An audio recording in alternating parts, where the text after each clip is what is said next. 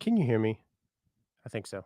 Hey, hey, Maddie. Hey, everybody. Happy Monday. It is Monday for sure. I'm live everywhere. Hey, Joe. Hey, everyone. Oh, no.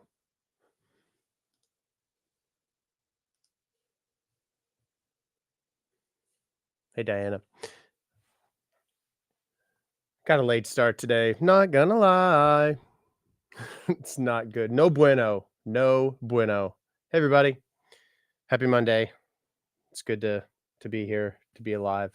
Yay. I'm playing around with all kinds of new stuff.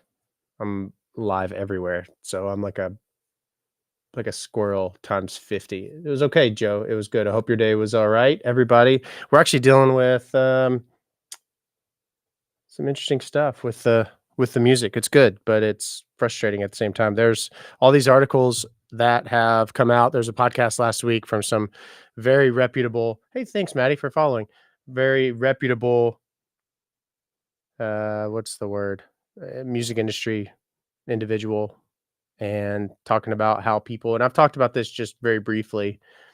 The people and artificial streams. So apparently you can buy artificial streams for your songs. There are all these platforms that what they do, I don't really know how they work, but I probably will end up learning an awful lot over the course of the next little bit. My single Last Time is distributed through, well, that's fun, is distributed through Sony's The Orchard, and I'm really proud of that. And because of that, it's tied to obviously a major label's machine. And Last Time has had millions of streams, which is incredible. I'm really pumped. Well, what's the byproduct? All those other songs, they are being found and are being streamed. Well, the other songs are distributed through uh, a company that caters to independent artists. Basically, they have a massive, huge pool of independent artists, and because of the streams from Last Time, then they trickle over to this. They're like, wow, we don't know how this happened, so we're going to strike this account. Basically, my account has been striked because basically this company doesn't have any ties to me other than puts my music on Spotify, and they're like, I don't know how these streams worked, so we'll just go ahead and say, since we don't know, we just assume since he's an independent artist, we'll just go ahead and flag these as possible artificial, which that's what they did. So I just sent a nice little message to management and to our music attorney and said, what do we do about this? But the article, or there was a podcast last week about this from a very reputable guy. His name is, let me find it. Label Logic. That's his what's his name? Damn it. I'm going to find it. It was posted on LinkedIn. But oh wow, Joe, you're going to have nightmares tonight watching me here, streaming here, there. Label Logic. What's that guy's name? It's like the podcast was like My Morning Brew. It comes out on Fridays, and he has a brilliant insight to it. So what's happened is independent artists are being penalized for success, essentially. Now I understand my, when you have 600, however many thousand followers, or 500, however many thousand followers on a social media platform, and then another platform, and you have your links to stream everywhere that someone falls or stumbles. The podcast episode, the new episodes that come out every week. I mean, there are opportunities, endless opportunities to find my stuff, right? And that, if you are part of the team or if you're part of the story, then you know that. If you have no care about my career other than just getting it on a DSP like DistroKid, then you don't really have anything to. I guess my point is, they're like, how did this happen? Well, guys, because whenever I ask people on all the platforms, hey, would you all do me a favor and share a song or stream the music, or that happens. And if you do the math, even if 5% or 3%, responded, and that's a huge conversion rate. Anyway, I sound like I'm rambling. Kind of rocks you a little bit, but what are you gonna do? You just keep going, people. You keep going. So that's what we're dealing with. I just got that email. So I'm like, woo. It it makes you look not I don't know. It doesn't make me look anything, but I don't want to. I don't want to look um I don't know. At what point when are people gonna stop throwing you to the fucking wolves? Oh, it's so frustrating. It's all right. I mean, then I think of like the Connor Price. Like Connor, if you're not listening, but maybe one day you'll stumble. Like the dude has million, 2 million monthly listeners. His stuff just popped off on TikTok. It blew up. My songs were top 20 at Billboard, and I think that probably had something to do with it, right? But how come he didn't? Maybe he did, but I just don't know it. But why didn't they flag their account at first? Hmm. You know, the world is filled with mystery. That's what my brain is, going all over the place, obviously. Oh, it's frustrating. To buy let me see how this works. So there's a couple of playlists, there's a couple of streaming platforms now because 'cause we've been talking about it with, like, management and so forth over the like, I'd heard of one over a year ago. Um, it was called, so I don't it got, like, shut down. It got shut down, so but I knew of that one, but I hadn't really thought of it aside from but ever since my manager and I have been talking about it, it's all the Facebook ads are all these, like, buy streams, strategic, organic sh they're not organic. It's okay. It's okay, guys. Everything is fine. Every little thing's gonna be alright. That's not how it goes. Every little thing. It is, and it's so good. I love it. I love it. It is the Breezeberry Alani drink. The person who started Alani is from Kentucky. I don't know if they're from Kentucky, they live in Kentucky. Now you know. See, I am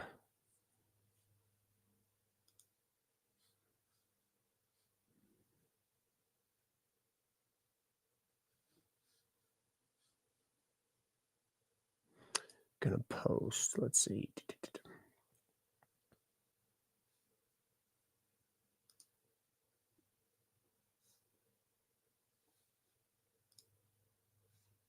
I'm trying to schedule some content for the next few days. It's Derby week in Kentucky. Not that it affects me any, but it is Derby week, and I don't I've gone to so it's like become the entire week. It used to be just what the Friday and then Saturday. Now there's Thurby, which is Thursday, and then I think there's Wednesday. I don't know. Do you all go? Does anybody here go to that? No, yes, maybe so.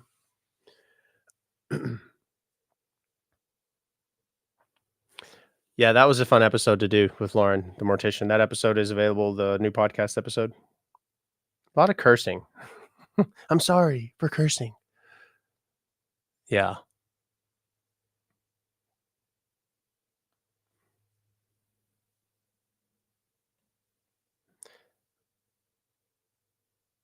PBR. Yeah, it was. Yeah, yeah, yeah. Okay. I need to do da cha cha. I like it to do da cha cha. If you're just joining, it's just welcome to the world of me, studio, working on content. Just got done complaining about the stream situation.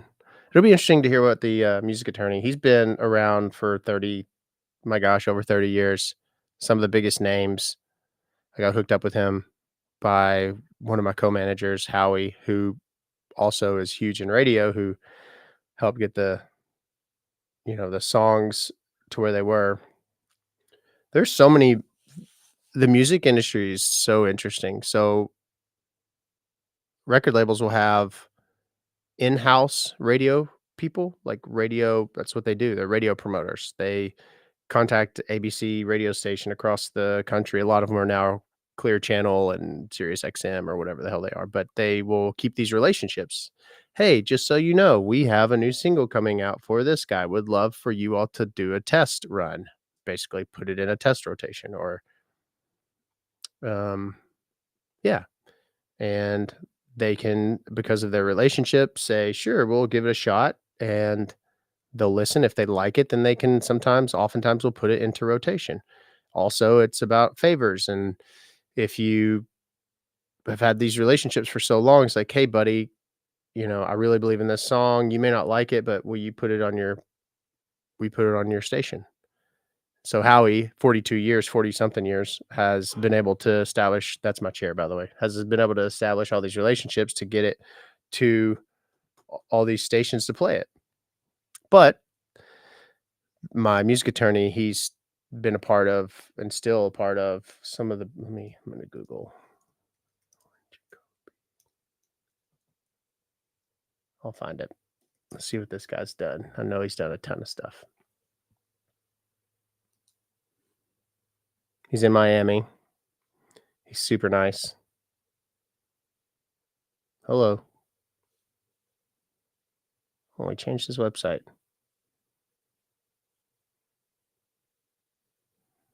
Now I don't know where to find it. 35 years as a music attorney. His client list is the who's who in the entertainment industry, from Grammy Award winners, Rock and Roll Hall of Fame members, Eric Clapton, Trick Daddy, Inner Circle, Two Live Crew, Marilyn Manson. It's insane. Casey and the Sunshine Band.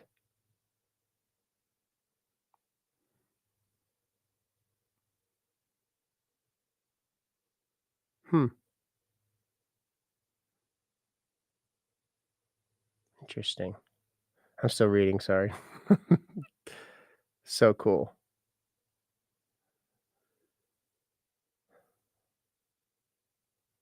Did I say Two Live Crew already? Because that's really cool.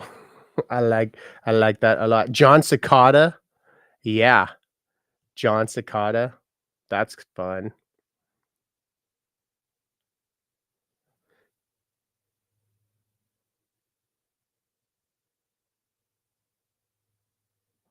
Interesting.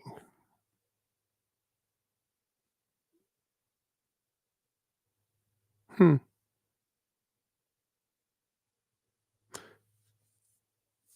He had a record label through Sony in 1990, and he just signed a couple of new artists to Atlantic Records, and Cash Money Records.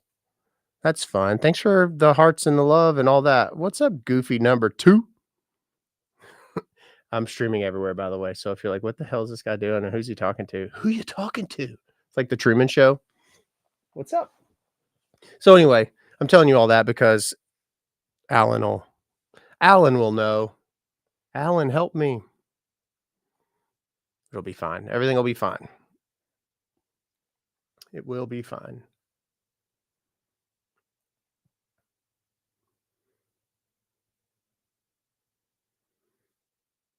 Hmm. Oh yeah, karaoke is still a really big thing, right? And like, is it Japan? Is that right? Where it's like huge? I'm asking because my music attorney is this is insane. His clients include the nation's largest producer of karaoke music. Should get on some of those playlists, guys. It'll be fine. Everything's fine, everybody. Quit quit yelling. We'll be okay. We'll be okay. All right. Back to what I was doing. And then I'll get interrupted again because I'll think of something and I'll start telling you all the story.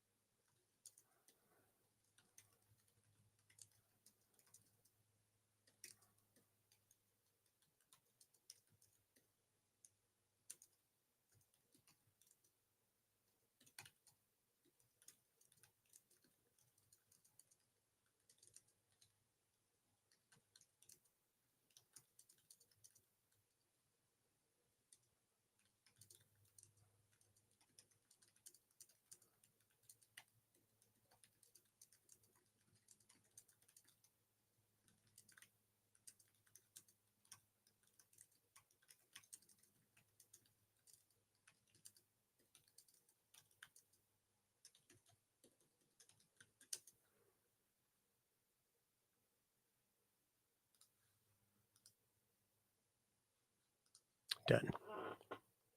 Story time. Story time with Nathan. Once upon a time, there was this boy, and he got distracted. I've been asked so many times, which I don't mind. I've been asked so many times from people, because people are intrigued about the funeral profession, of course, too. And that's, I think, how a lot of people found me, which is great. I love that. And a lot of people that are going into the funeral profession or that are in the funeral profession, or even jokingly, hey, when I die, will you come and do my funeral? Which actually got me to think, I think it would be good to offer opportunity for me to virtually assist. So I started, just launched it, been working on it for some time now, where people can book one-on-ones for 20 minutes or for an hour if they're going into the profession. You're watching the gentleman. Um, they are going into the profession or considering going into the profession or might want to consider uh, that they can book one-on-one time with me, or they can even pre-plan with me virtually. Now, there's I'm excited to see what that does and how that does. There's only like 10 spots a month. We just launched it today. So we'll see. So if you're interested in the funeral profession and what it could offer and considering a career change, or would just like to have a one-on-one, you can do that. I broke my nail. I really did. That would be awesome.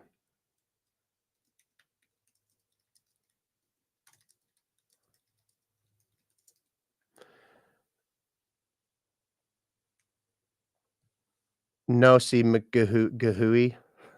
It's amazing. Cool name. McGahooey. That's what I say. It's gonna be fine. Everything's fine. I say that all the time. Words, words, words.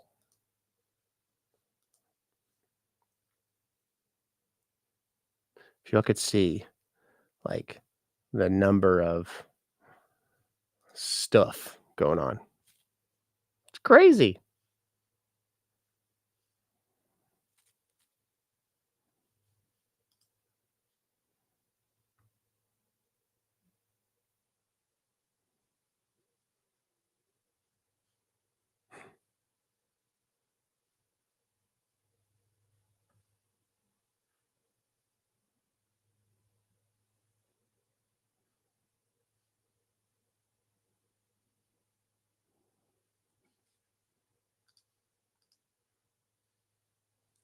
I did this podcast that released today. Lauren was talking about how she loves ASMR. And I was like, I hate that stuff. And I was just listening to the mouse on the mouse pad. And it made me think of it. It was going, "Tss, tss, tss." Perhaps you like ASMR. I don't. Do y'all like that stuff? I don't at all. I can't. I can't. I just can't. Mm-mm. Just can't, guys.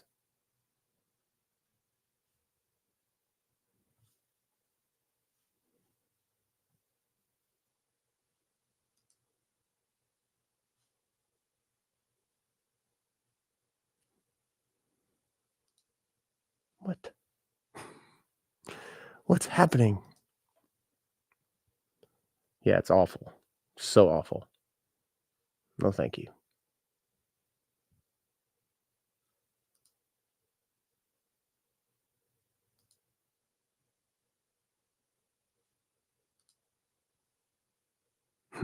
That's so fun. What does this mean? I don't even know what I'm doing, but this is cool, guys. I don't even know what I'm doing. Just pressing buttons over here. It's fine.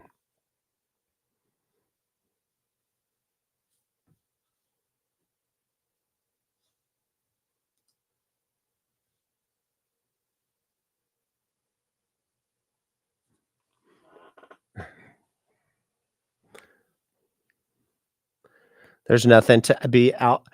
I don't know how to pronounce it, so I was just saying McGahooey, MacGyver. Remember that show, everybody? It's like we're gonna take this stick and we're gonna take this rubber band. We're gonna build a device to get out of this 80-foot deep silo. Yes, I am Irish. Sorry, guys. I'm getting in trouble because I can't pronounce it. I'm sorry, but you're amazing and witty. Can I call you C? C Money?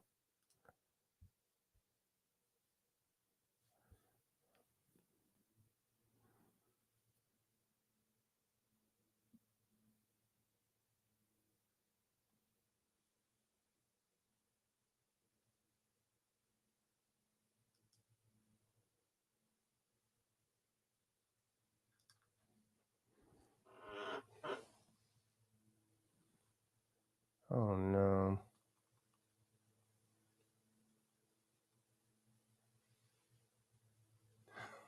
It's amazing. My brother just sent me a I don't know, I guess it's a meme. I don't know, I'm not cool, but it said areas of areas of Louisville to avoid during Derby week, and it's just it's the entire city on the map circled. Apparently, it's gonna be wild. So if you don't have to get out, people don't stay inside.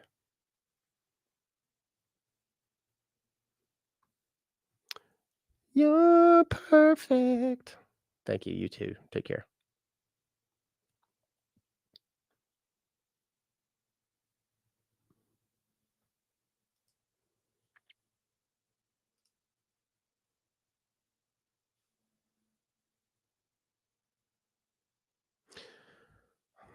Remember how I've been talking about that like redundant rig for forever and how I'm excited about it and I can't wait to use it and I was going to get it set up and I did and then it didn't work. Well, it didn't work. Hey, thanks so much. But it's because it's because I don't know how to this hurts. Because I don't know how to do the inputs and outputs because my brain doesn't work that way. It doesn't work that way. Like I'm absolutely sort of dyslexic. So it's like take this, put this in here, but then you're going to come out of there and then you're going to go in. I don't know what I'm doing. So I'm trying to figure that out still. Welcome to welcome to my life, you know? Just welcome to my life.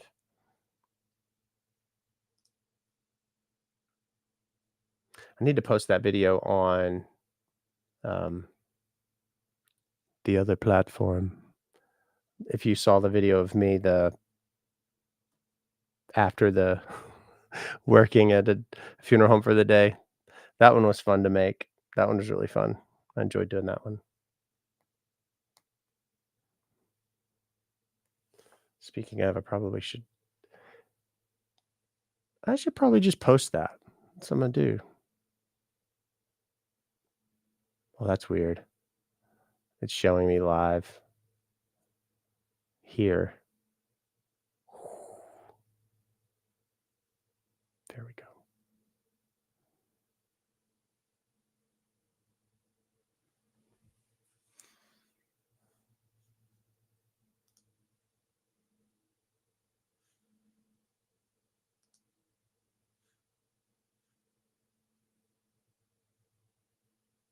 I don't know how that works.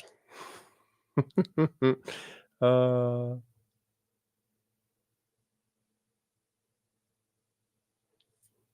McGahee. I did it. I got the name right, I think. Finally. Yes, I did it.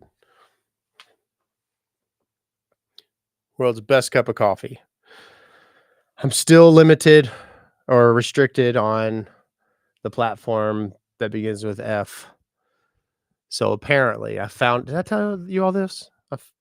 I didn't know that this was like frowned upon, but I would get, you post on there and you get tons and tons and tons and tons of views, which was awesome. We had a very rapidly growing follower count, and, getting half a million, or 200,000 views on videos. And then all of a sudden it's like 37.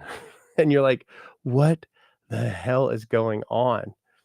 So I reached out to their customer service, which they've stepped their game up. That's for sure. Big time. And I was like, "What's going on?" They're like, "Oh, your account's restricted." I'm like, "Yeah, I see that, but why? Why would it be restricted?" And they said, "Oh, because you didn't adhere to some of the policies." I'm like, "Which policies?" And they were this is over the course of a month, by the way, of spending an hour or 30 minutes here and there. And this is what I do, right? This is my job. So I make money off of views. I make money off of ads. I make money whenever they pay me. So whenever I'm not making money, obviously that's scary. So I was playing guess who with them. They're like, "You should know." So finally, I got somebody. His name was Zao, Zao, Zao or XA. Jeez. Oh Lord, Z. His name was Zorro. His name was Zorro, and he was awesome. And he basically said, "Oh, I see. There's a there's a feature in one of their apps, there are a million apps where you connect to your accounts and you can see what all the excuse me, interaction has been, likes, comments, shares, whatever, and you can select with one click, like a check mark, and then it'll say send invitations. These are people who aren't currently following you." I was like, "Yeah, sure." So because I did that, apparently to um tens of thousands, I guess, I was restricted because I didn't know. I said you were like I was like taking advantage of the which makes sense now. I had no idea. I'm over here just like, "Here you go, and I wanna invite you to be my friend here." But that's what happened. So what that means is I'm throttled down for everything. I could post a video and it get 1,000 views within 20 minutes. Now it seems like things I've posted, hell, they don't even have 1,000 views this past month. So hopefully, I mean, I circle back with this open ticket that's perpetually open. I'm like, "Hey, any change?" And they're slowly allowing me to monetize again, allowing the reach to slowly increase, but far too slow for my liking, that's for sure. So we'll see. So if you're over there on the F page, that sounds weird. If you're over there on that one page and you don't see my stuff, that's probably why. Because they don't like me right now because I made a boo boo. Oops. Oops.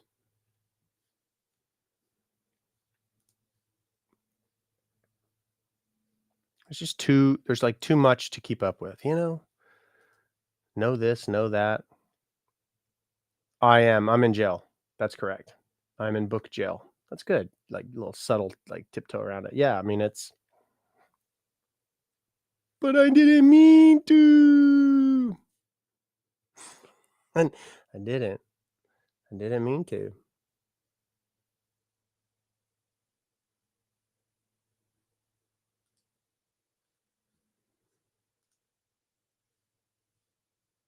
God, my eyes. I'm getting old, people. Spectacles. Spectacle test. What is that movie? Spectacle. Where? Well, I probably shouldn't say that. Never mind. Not saying that, everyone.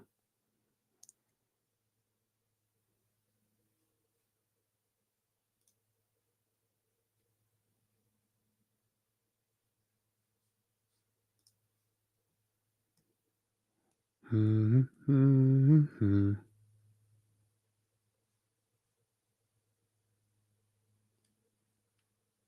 I think I can share my screen on this, and I'm going to maybe, maybe if I can.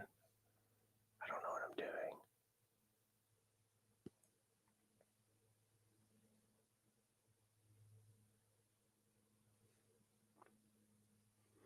Yeah, it's 'cause I just stare at these massive screens. It's like, "Yeah, this works."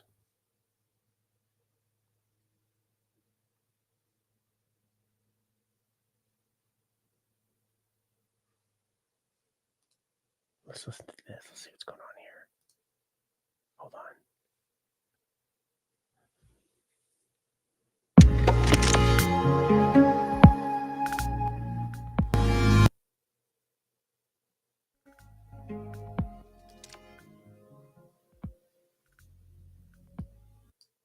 I can't hear it. There we go.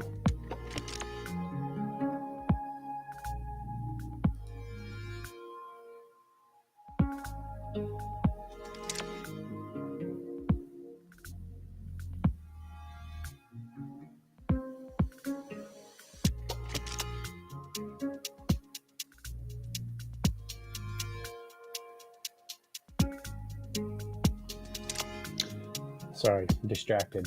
But what else is new? Is anybody here in like the? Do you all follow AI stuff or not really? I mean, are you just one of those people that just hears about it from time to time and you're like, oh, okay. It's incredible. I mean, it really is incredible.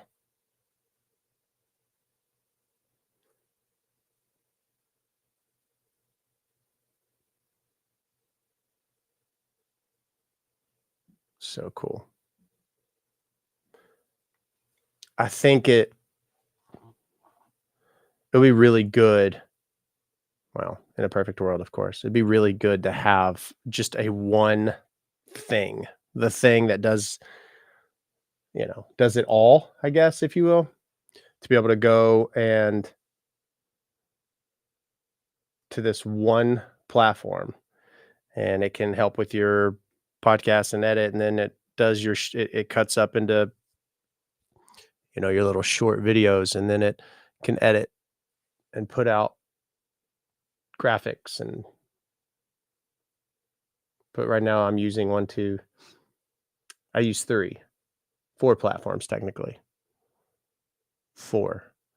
I use Opus. Opus is like the OG, really. Opus Clip is what it is. Opus Pro. I drop my long form video in there, and then once it uploads, then it'll just tell me, hey, your videos are ready. And then it gives you this trending score to say, hey, here are the however many videos they were able to cut up. And they drop, of course, subtitles on there too, or captions, excuse me. And then it'll even go as far as, hey, do you want to go ahead and schedule this out? So you can connect your socials to it and push it out to all the different platforms on a schedule. It's pretty neat. Like if you have like the podcast that just came out, I have short clips that are about ready to go out that kind of coincide with and promote the podcast. So if people follow upon the podcast. And then there's another one called Design Stripe. I really like this one. Design Stripe is you connect your socials, of course. You put in your URL for your website, like nathanmorrismusic.com, for instance, and then it looks at all of your information and everything about you and the color schemes, and you're on brand all the time. So it'll give you a prompt that it gives you 6 suggested prompts, or you could refresh and get new prompts or create your own. But this one is behind the scenes, a day in the life of Nathan Morris. So you click that, and then it will create a caption, and it'll create just endless graphic ideas. And they're actually really good. And then slowly in time, it will start to drop your graphic. But until it does, you have your library where you can bring over a photo of you or a photo that you want to be on that.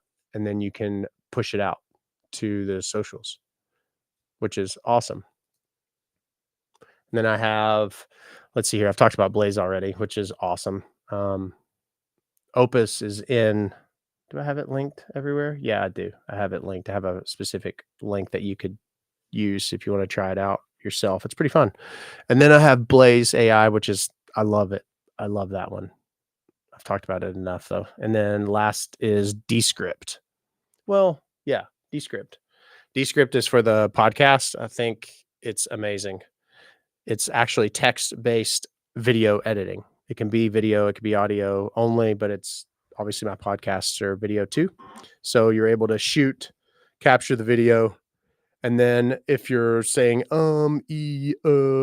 AI will recognize those are filler words or you're saying the wrong word, and so you can actually replace it where it learns your voice, and you can backspace if you say instead of hippopotamus, hippopotamus or something, then you can fix that, and then it does a bunch of seamless editing. It's really cool how that works. And that, that was 4. That's 4 tools in the tool belt there. It's a lot, really.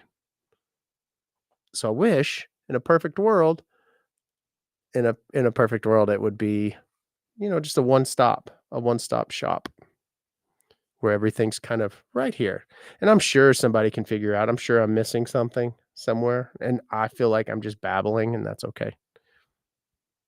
But I'm always trying to streamline the process. I was supposed to record the new song today. Um, if you're a trier, then I'm actually going to send the demo when I get it done over to all triers. So it's going to be the first song that I show from the process, like the creation process to the final. So I would love for you to become one if you are not one.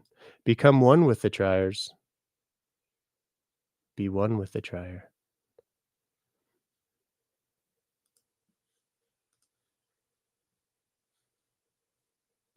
Yeah, like right now I'm live on the book too, and because my chair, by the way, is driving me nuts.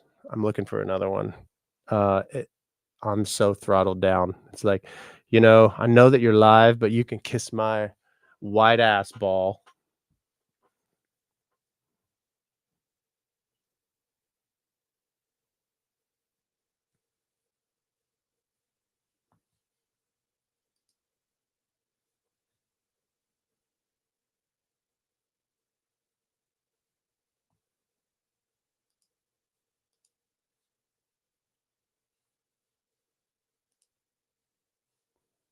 Hmm.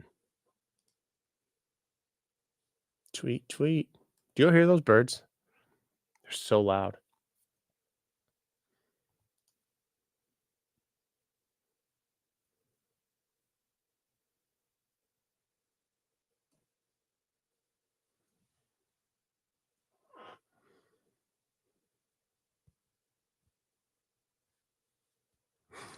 It's amazing.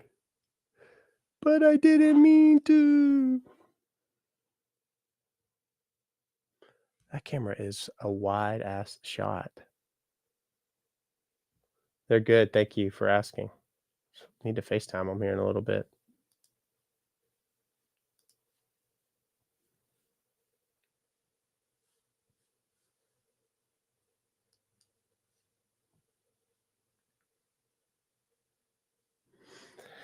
Yeah, but I didn't mean to.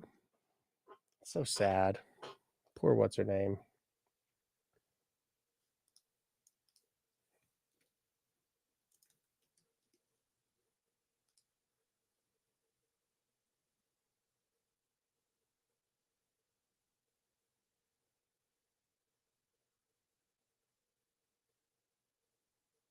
What?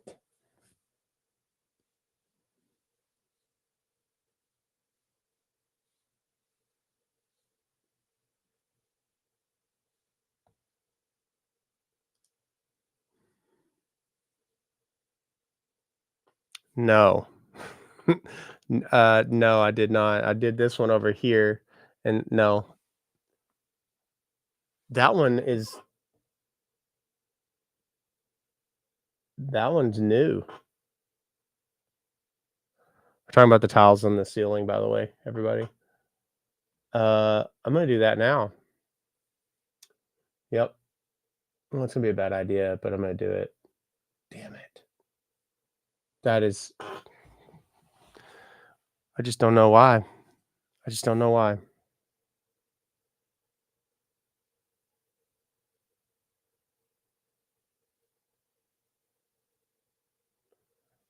Hang on, I'll be right back.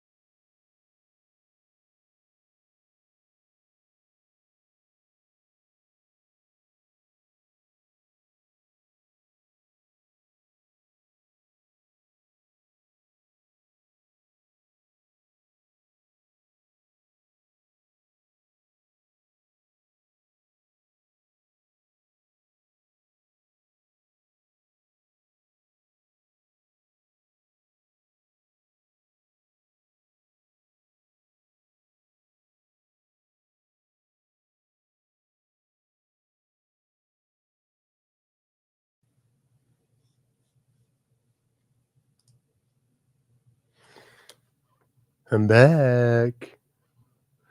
Ladies and gentlemen, I'm back. Wow, that was fun. Rush.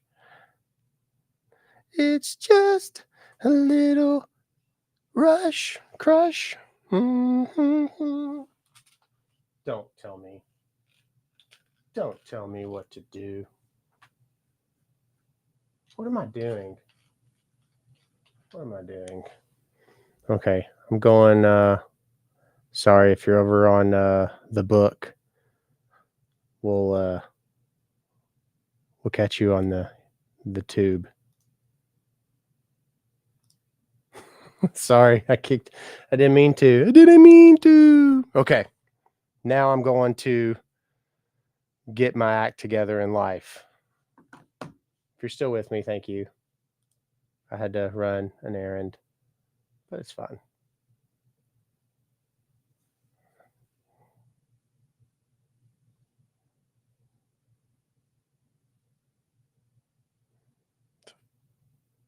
But I'm not live anymore.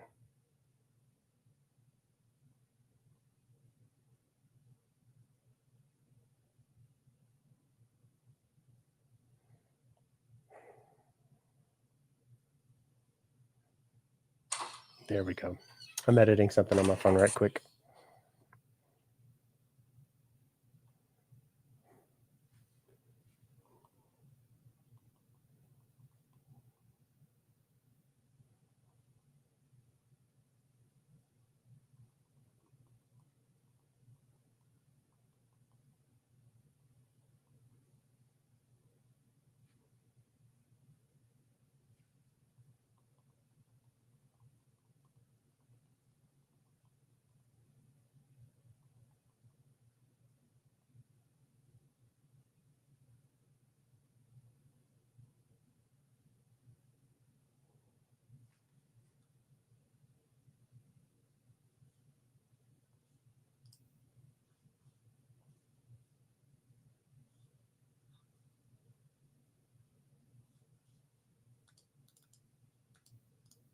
Oh no.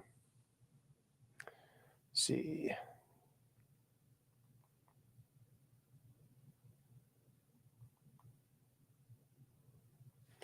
I'm actually going to be really scared one day. What's going to happen is I'll forget I'm live and I'll like do something very dude esque or burp or fart or pick my nose or something. Again, I'll be like, damn it. Actually, I'm that guy that'd be like, oh, sorry. Hey.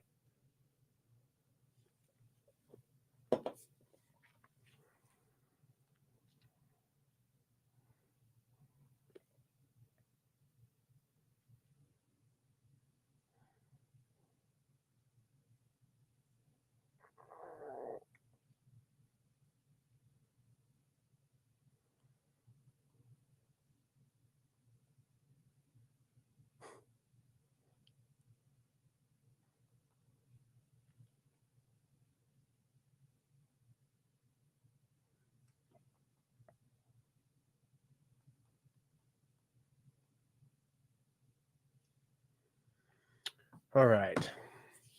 Mm-hmm. Mm-hmm. Mm-hmm. Mm-hmm.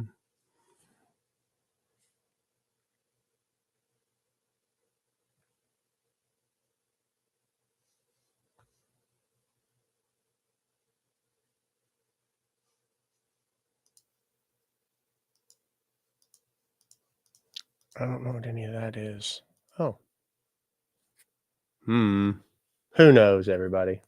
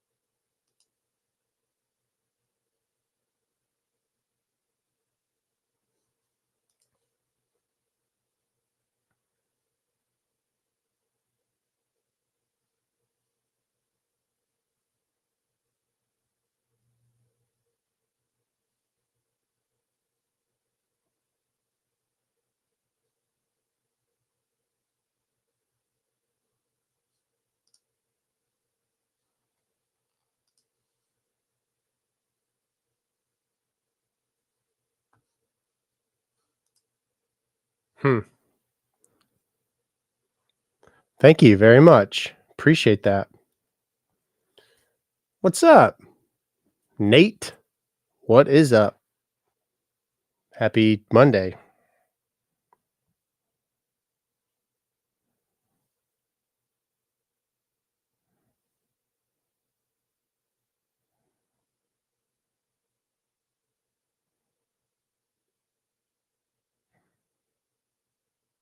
Just posting content on social, living my best life. Hope you are. Actually, I'm easily distracted and forget what I'm doing. It's like I need happy Monday to you. It's like I need I know what I'll do. I'll do this. Oops, wrong one. Oops, wrong one. There we go. That's awesome.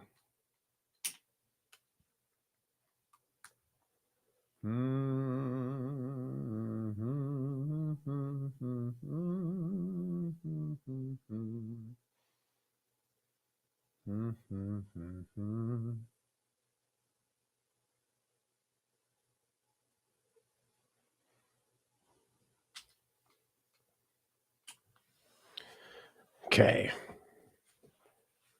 I'm back. I'm back too. I don't know why it's like I don't have a clue. There we go. Let's do that. I like it to do the cha cha. I'm live everywhere, by the way. That's what I'm doing. I'm waving at you too, by the way. We're notifying viewers that you're live. Hey, Christy Lynn, everybody. Divya, Div. Cole, what's up? Johnny. Hey, everybody, what's up? I'm glad you all are here. Who's that guy? It's me. It's me. It's your friend. It's your BFF. It's your favorite mortician musician. That's who it is. It's me, guys. Hope you are doing awesome today. Thank you for the love. For the love. Thanks, Jordan. I appreciate it. I'm glad you're here. It's Monday. It feels like a Monday, that's for sure. It's a shit show. It's a shit show. If you're anywhere around Louisville specifically, just avoid all of it this week. It's the Derby.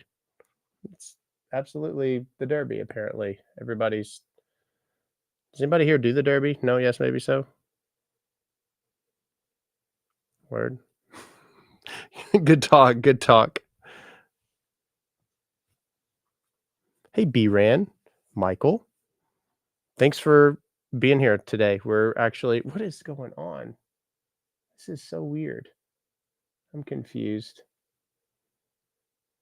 My phone's messing up. I might be delayed. Shit, it's been crazy. It's nuts. I don't know what's going on. Our pets' heads are falling off. Hey, Jim the tool man. What's up? If you hear that noise throughout this, then it's my chair. Just letting you know. So there it is again. I've been getting a ton of messages. People are talking about, hey, if you don't know who I am, by the way, because you're probably scrolling, like you're just getting off work. You're like, let's just get lost. I'm a musician, mortician. My songs are inspired by my works, and my works made this happen. And anyway, I am here because of you, and I'm grateful for you. But I am always asked, hey, will you come and do my funeral when I die? When you think they shouldn't have? That's a great question. I don't think so. No, I think that it's always been like a decided thing together, like where the family. Because who are we to say you should have a closed casket? That's the. Can you sing a part of mine? Don't wanna say goodbye. Yeah. Hey, Peggy. Do I ever get scared? No, not necessarily. I don't. But anyway, you all are here because of all of my works, and people have been asking, Nathan, will you, when I die, can I request you as my funeral director? Well, I'm not licensed in the state of, in the state of anywhere but Kentucky, but it got me to thinking, I am super obsessed with making sure that you feel educated and valued. And that's why I make the content I create as far as the funeral world, the music world. And the funniest video I think was the other day whenever I got back from work. And anyway, you should check that out. But I have now on the stand in the stand store where you can. I'm not. I should. I'll get to that. Sorry, I'm like multitasking on the stand store where you can actually. I can assist you in pre-planning. I can do a number of things with you. A lot of people have asked for advice on funeral service. I'm thinking about changing careers. You can book a one-on-one. So I'm looking forward to that. Been working on that for a little bit, and I was like, you know what? We'll see how this goes. So if you're interested in the funeral profession, all things, and you want to pick my brain, I would love to have it picked. Do you teach, Jordan? I'm not a master's degree teacher, but if you had family demand an open casket, when I think, no, no, because I think the people that I worked with did do I have dark humor, Laura? Maybe a little bit, not like, Wednesday dark humor. How did I get into the field? I got into the field because I had my first experience when I was 12 years old, roughly, and I was intrigued by that. We've all been intrigued by the funeral home. We're always like, "What's behind that door?" And that's kinda what it was for me. And so it started, I got a tour in 2010, and then it went, "No more grammar lessons. What did I do wrong this time?"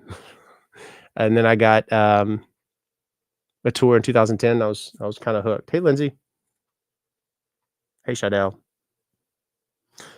So I have been on the other side, which is awesome. I wasn't born into the funeral profession. The funeral profession is very generational, and you're seeing 4, 5, 6 generations. Hey, Jess. Hey, everybody. And I'm grateful that I had this view from the consumer, right? I don't have these blinders on. I was very receptive and wanted to be progressive in thought. So hospitality is something I'm very obsessed with, making sure people have experiences. So I have shared that, and I'm looking forward to, if you are interested in learning more about the profession, or if I can assist you with pre-planning your wishes. Hey, what's up, Lux? How are you? Justin, what's up? I would love to. I'd be honored to. I mean, I don't think you're ever too young to pre-arrange. Getting on paper your wish. I'm actually going to be releasing a video here in just a short bit. I found this 87-year-old lady had, well, you'll have to see it, but it's really sweet. I mean, it's about her planning for her ultimate death. I mean, we all will face it one day. So if you can be prepared, what better gift than saying, "Here you go, family. I have my wishes on paper." You don't have to think about anything. You just have to confirm the dates. Like, meaning, hey, is Tuesday or Thursday more comfortable for you? Hey, coach. Hey, fire. I didn't see. Hey, Brooke. Hey, everybody. I'm Nathan, and you're you, and I'm grateful that you're here. So thank you. Lux, thank you very, very much about, um, well, thanks for all that you do. The profession is incredible. Not so good about taking care of each other, though. So thanks for the kind well wishes. Total strangers, on the other hand, it's like, yeah, I'll move heaven and earth. I'll leave my Thanksgiving dinner. I'll come and coach. I show up to work just different. Work at funeral home and tell everyone about you. I love your TikToks. Thank you so much. I appreciate it. I really do. Yeah, the profession has been so unchanged, which there's something beautiful about it, but then there's a lot of don't come to my court, right? Thanks for sharing that. You'd love to do part-time? Well, you should, definitely. How long do you hold the ashes? Marty, depends on the state that you live in. The requirement for, Kentucky is, for some reason, I just had a massive brain fart. Hang on. Kentucky cremated remains ashes. Googling. I don't remember. I'll get back to you on that. I think it's 3 months, but we don't. I mean, 2 years, I mean. 2 years of funeral director, you can inter them. Yeah. 3 months is what state is 3 months? Because someone asked me that. 3 months. Someone asked me this a lot. Cremation, burial. There's a lot of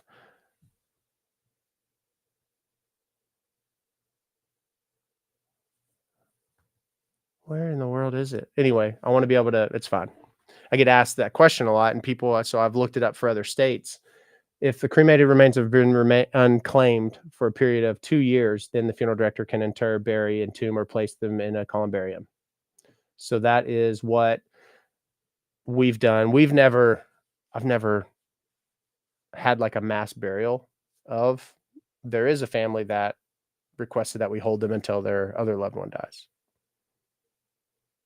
I think in our funeral, yeah, there's an organizer that you can have too. Yeah, and that's what we would go over too. I mean, I've been asked so many times to help people pre-plan. I mean, I love, it's kind of weird. I enjoy it. I enjoy sitting down with someone and talking about, what do you want to be remembered for? There's this lady, it was a 72-year-old woman. This is how I realized the value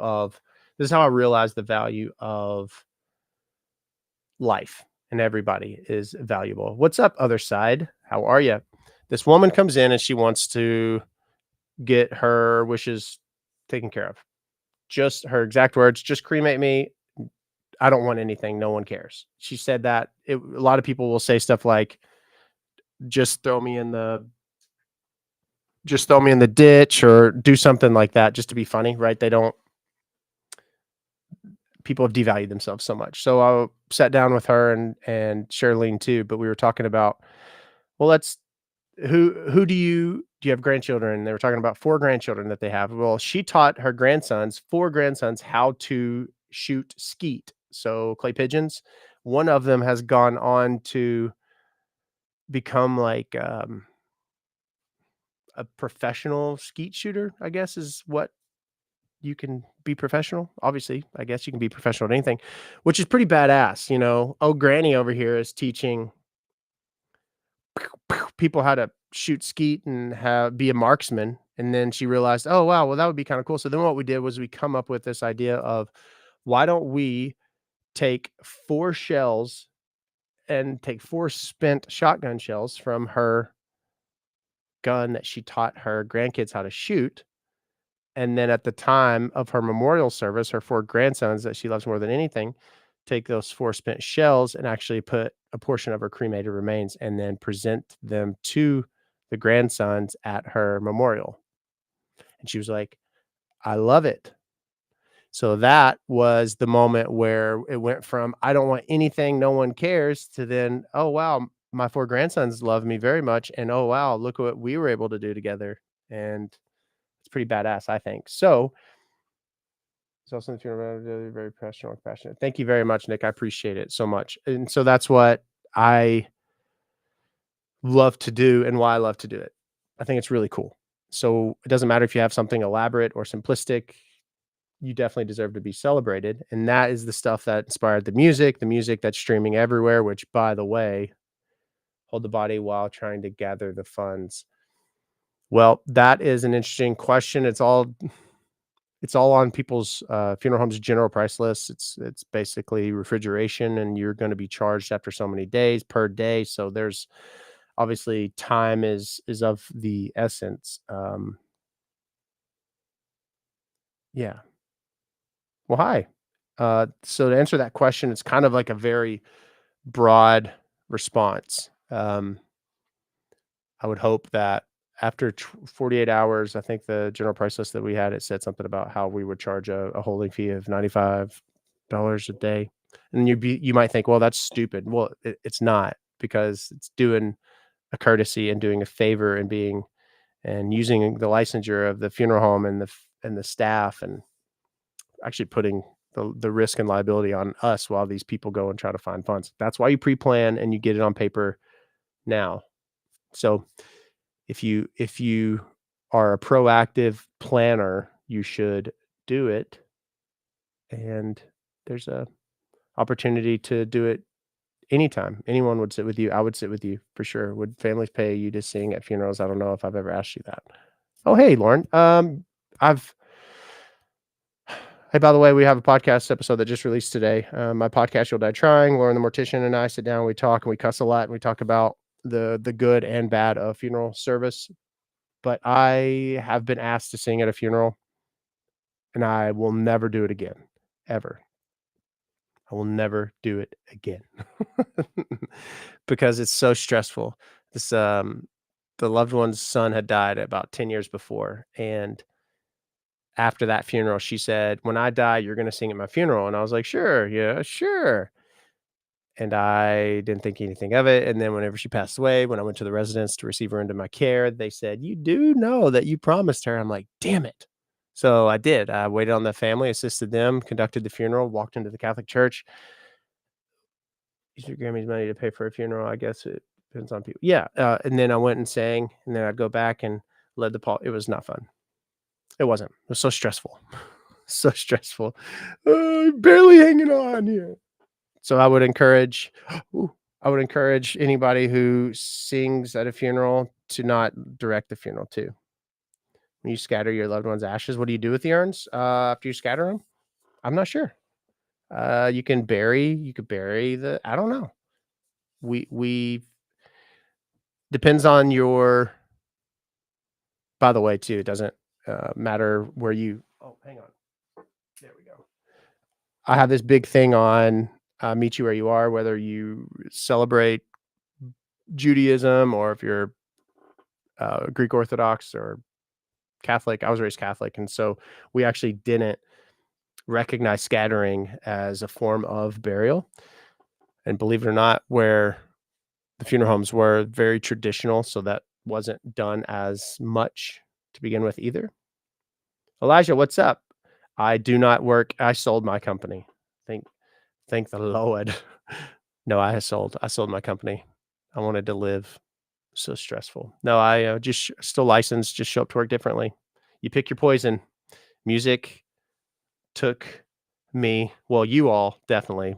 You all doing this, and it's been bananas. It's been wild. Quite a life-changing event, that's for sure. That is for sure. Thanks, Denise, I appreciate that so much. Yeah, I think that's why it's resonated so much, and that is also what we're facing right now. I come from this world of selfless at the cost of you, always available to you. But there's something beautiful about that. I love how there are a group of people that at a moment's notice will drop everything for you and your family at the cost of them. So that's why I'm a big advocate for mental health awareness. Thanks, Jess. I appreciate it. I really do. Mental health is critical to be mindful of where you are, how you feel, um, and so when all this took off, it was your funeral home company is doing well, the social media is blowing up, your songs are found, you're writing authentic music that people are finding all your other stuff, and so thank you very much. And so the songs, both of them went top 20. So, last July, had to pick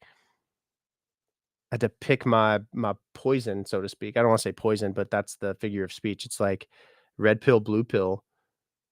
If you have been following me for a while, or maybe you're new here and I'm glad, be sure to follow. But also, I'm Nathan, you're founder of an event called Sing for Mental Health. Look us up. Absolutely. I would love to partner up. Send me a message. I think it's amazing.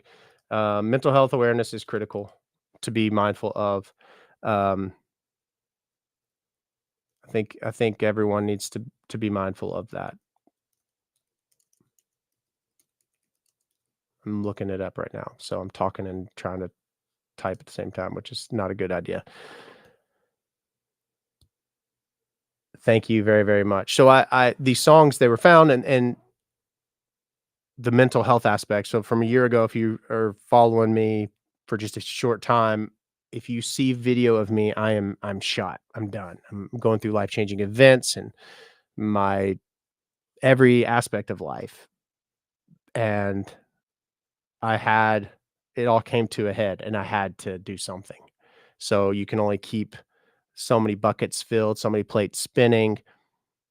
And so what I did was I sold after 13 years, 11 funeral homes. I sold the funeral homes, and the music was going, and I personally was going, was going, but I laugh now because I think it's through suffering that there's victory, and I am really excited about everything that's happening, and it's amazing how you all came for the funerals and you've stayed for the music, but the funerals, of course, will remain because you can't take the funeral director out of somebody. They just die. They don't retire from it. So I'll be on tour this summer playing some shows, but the songs, this is where it sucks, is the songs, my single Last Time has 2.4 million streams distributed through Sony's The Orchard. Well, that's considered, the Sony is a record label. That's, so you have ties there. So my other songs were found because of that song. Long story short, we're running into a challenge that all the music attorney managers are working with Spotify. They're like, "Hey, wow, you've had a major influx of streams. What's going on?" These are the songs that were distributed before Sony. Sony's The Orchard, if you're following me. Basically, Sony's The Orchard streams are great. They're 2.4, that's fine. But because over here there's a lot and there's no tie to a record label, they're like, we don't know where they came from. So we're gonna we're gonna say that those are possibly artificial. Apparently you can buy streams, which is freaking weird. Hey Shauna. Hey Cheryl. Hey everybody. So that's what we're dealing with. It's like getting penalized for success is what's happening, which I'm not worried about because hell, at this point, whatever you want to whatever you want to throw at me. Back doing funeral, I never left doing funerals. I just sold last July.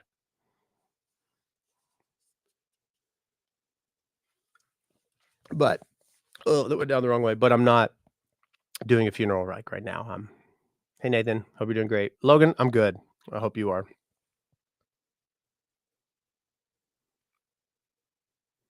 Muma. Awesome. Thank you very, very much. I appreciate that. Thank you. Thank you. Thank you. We have to hit bottom internally. Yeah. I mean, thank you.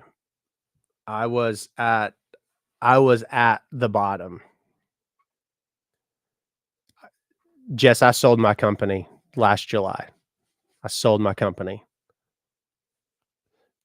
So I'm licensed 13 years. S what? Whoa.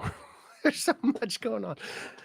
Once upon a time, can someone get into the funeral profession without a degree? Absolutely, Shauna. And that question is the reason, and along with a bunch of others. Hey, you should give advice. You should help me with this. I mean, check out the stand store. And I would love to sit with you one on one and chat about that. There's a lot of different ways and opportunities to get into it. Elijah, I sold my funeral homes. Sold. I am. Hey, from Louisiana, Brian. I will be in Bossier City and I'll be in Logansport on May the 10th for a show. And I'll be in Bossier City, Louisiana on the 11th for a show. Pretty pumped. No, Sarah, it's fine. No worries. It's no problemo. It's a lot to keep up with. You have your life. It would be so hey, what's up? It'd be really tough to keep up with mine, that's for sure. What'd I say? What'd I say? May the 10th in Logansport, May the 11th in Bossier City. Did I not say that? Oh no. I don't know what I'm saying. Oh no, everybody. What is wrong with me? Nope. No, unfortunately. Logansport is the festival. They have like a the Logansport Fest. I don't know. It's like gonna be um on the riverfront, downtown riverfront somewhere. I don't know. We're just showing up. And then Bossier City is gonna be at, it's called Dare. It's gonna be this gonna be interesting. Pool party.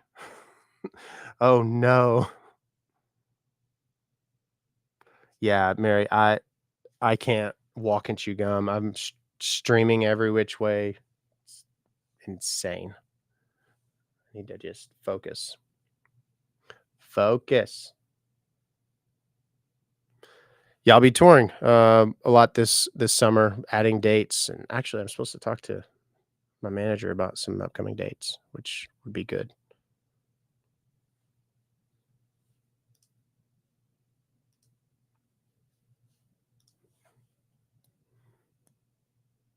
Thank you all for sharing it and liking the live. So there it is in a nutshell. Yes, for those of you who, Denise, we're working on those. We're working on a bunch of tour dates for summer, fall. I have a lot of things in the hopper, which will be fun. Um, when I know more, I will let you know, but you can always stay up to date. I don't know how I'm able to say it because apparently like the platforms will they flag you if you say something wrong. They throttle you down so you can't say, so you have to say if you check out the store, you can get hey from Australia. Hello. There's a blue thing that you can click and it'll direct you somewhere else. If you follow me, then you can go and get that information. You find out all kinds of stuff doing whenever you do this like full time because this was a fluke really. I mean, I don't think you all realize they don't make a book. They don't write a book for this. I mean, if they do, it's obviously not written for me. Um, it was February the 26th of 2022, and a video goes viral here, and then another one, and then everybody's coming for the funeral party, and then everybody found the music. So the joke was you came for the funerals and you stayed for the music, and then the music goes to radio and it reaches top 20 at Billboard, and you have to kind of pick which direction you're going to go. So I chose the I chose the I mean, I think we're all put here to do the thing that we have to. Like there's a thing that you absolutely love to do. And I reference this a lot. You have to. It's like it's in your gut and heart and you're like I love washing cars so much. If I don't wash cars, I don't feel alive. That might sound stupid, but people love detailing cars so much so that they start a detail shop, for instance. And maybe they don't ever start the detail shop, but they continue to wash cars on the side for fun, but they work in answering the phones during the week to pay the bills. And so that is what I'm referring to people who, like you, if you go to work every day and you absolutely freaking hate it, then you probably should go do something else. But also, if you love to do it, um, well, if you love how much, basically, it's called The War of Art, and it's a book by Stephen Pressfield. And there's a thing that we are put here to do. The thing for me, it's if I'm not creating, I don't feel alive. Like if I do not create, if I don't write a song, or if I don't record a podcast, or edit a video, or do something creative, then I'm not living. I don't feel like I'm doing myself a favor, right? And I think that I kept doing that with the funeral home company. Obviously, it wasn't making um, providing financial living for myself doing that. So that's what I meant by I'll say knitting sweaters. You love to knit sweaters, but the sweaters you knit, they obviously don't pay your mortgage. So you work at a doctor's office. Um, but if you don't knit sweaters, then you're doing the world an injustice. So I continue to write, continue to record, and when given the opportunity, hey, do you want to continue to put yourself through? I don't know, people who are in the funeral profession that are on here. You get it. I mean, it is. I don't know. It's like the most overwhelm. You are perpetually just on.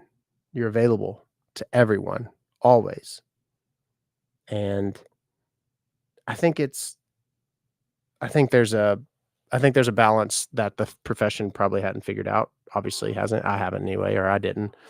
And so at the cost of you, you're available and it's exhausting and you are so distracted you don't pay attention to anything that you probably should be mindful of, like your mental health, your relationships.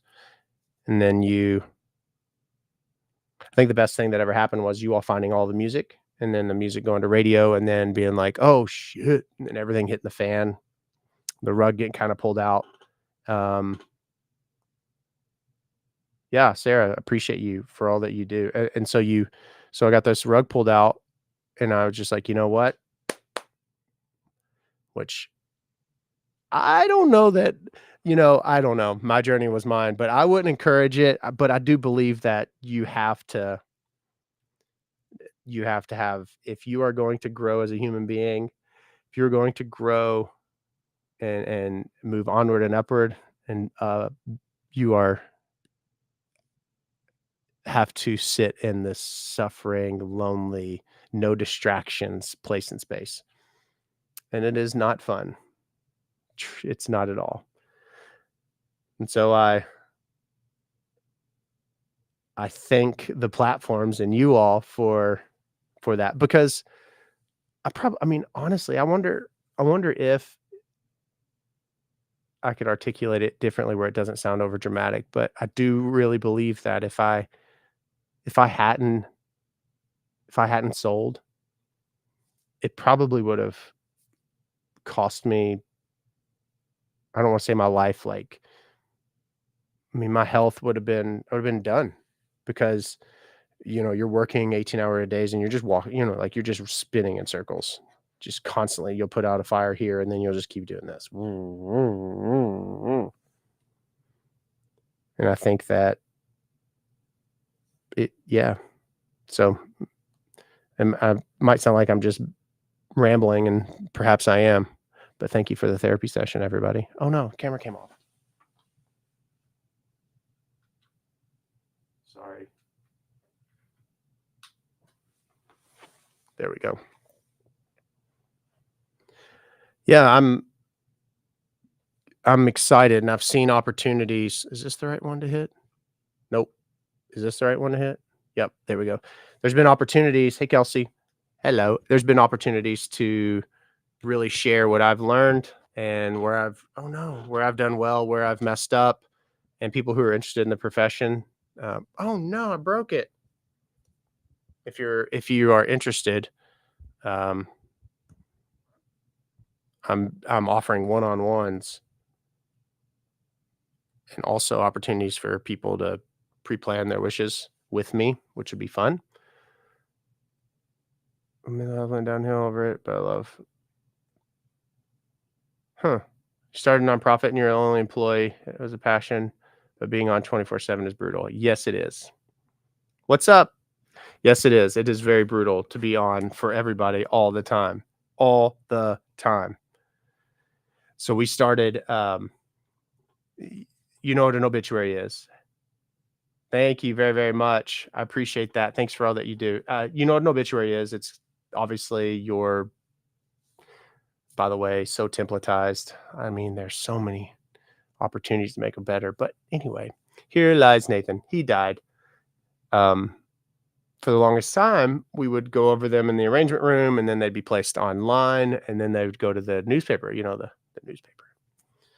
And people would call at 10, 11 o'clock at night and be like, so pissed off because people in their obituary names of loved ones, they're spelled wrong. We're not going to tell them, hey, woman, you literally emailed us this freaking email. We copied and pasted it. And all we did was plug in the dates and times for the service. We're not going to say that you spelled them wrong, but it got to the point 11 o'clock, 12 o'clock in the morning. You call the paper. They're like, all right, we're already running it. So then it's on the funeral home to eat to say, okay, we'll rerun it. So the funeral home has to pay that obituary cost to run it the next day to get everything right. So we started to have the family sign off. 100 years old in the funeral home. Wow. Yeah, to some people, that's all they know. So they started to sign the obituary on the bottom, like, "Yeah, I approve this," and then it never failed. I will never forget when we first started doing that. This woman calls at 7 or 8 at night, and those are always really fun phone calls to get, and those weigh on you, and you're like, "Damn it, she's just dog cussing me. She's so pissed off." I just let her go on and on and on. "You got it." Uh, and then afterwards, I said, "Mrs. Smith, thank you for the call. That's why I asked you to sign on the draft to make sure that it was to your comfort the way that you wanted it to be printed." And she goes, "Shit." It's like, yeah, you just gave me, uh, a dog cussing, and then I brought you back down to earth. It's that's how it worked. That's how it worked. And everybody, had an opinion, and everybody the profession is, like, if you're most funeral homeowners are still small community people, and you don't want in any way to upset people. You don't want anybody to be mad or sad or scared or angry or not like something, so you'll take it, and you'll take it, and you'll take it. When I say take it, I mean, like, people are, like, rude, and you just take it. And I've talked about this before, but I've been really reflecting on it, and so maybe everybody here who's in the funeral profession going into it, I see is this I see Adeline going into it. Good for you. You have dignity still, and you could be respectful in the way in which you say, "Hey, it seems to me like you're really frustrated." And when you wanna have a responsible, respectful conversation, let me know, but I'm gonna bow out until you're able to calm down to decide that kinda thing. People are so scared in the profession, "Oh, if I take up for myself, if I defend myself, if I don't let someone talk to me like I'm a pile of trash, then they won't choose our family funeral home." It's like, "What in the hell?" It's like, "What the hell?" Like, that is awful, and I'm ashamed to say that I was part of that, you know? I was part of that to the degree of taking the fall for any and every employee kinda thing. "Nicholas, what's up?" I would yeah, I mean, I think a good leader is one that takes responsibility even whenever it wasn't necessarily on them, but, yeah, I if I well, there was a couple of times. There were a few times where people would like the guy who came in, like, 15 minutes late to his family's to the funeral, he was a family, and there weren't any seats left or s held for him, and he's over here cussing, and the chapel doors are open because there's a large crowd, and I basically, "Please, right this way," and we escorted him out, like, "Get out of my funeral home. Get out of my funeral home right now." That was that was fun, but not gonna lie, he was, like, way bigger than me, and I was like, "You're gonna get me I'm gonna get punched." Dynamics still haven't learned a good way. Well, me family dynamics, okay, I always when you have blended families in the funeral profession and by the way, if you I would love to book, um, if anybody's interested in booking a one-on-one, we can talk more about this stuff, you can check that out on the profile, but family dynamics were I loved it. I love the blended families, the step the step, but then you have the informant, right? So the thing that I would do is thank you very much. What's so unprofessional, Nicholas? Are you saying me telling him to get out because he's cussing really loud and disrupting the funeral? And everybody's turning around and looking at him and not looking at the what was going on? I'm not sure. Well, let me know. But, Mia, so I would go to the informant, talk to them, but I would look at everyone and acknowledge them and make everything that the informant wanted their idea too, if that makes sense. So I would make sure I acknowledged everybody, learned everyone's names.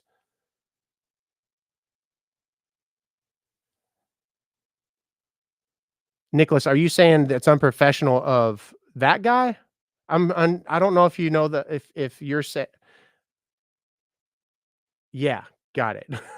So I was like, "I don't know that you understood this story, and maybe we should circle back a little bit."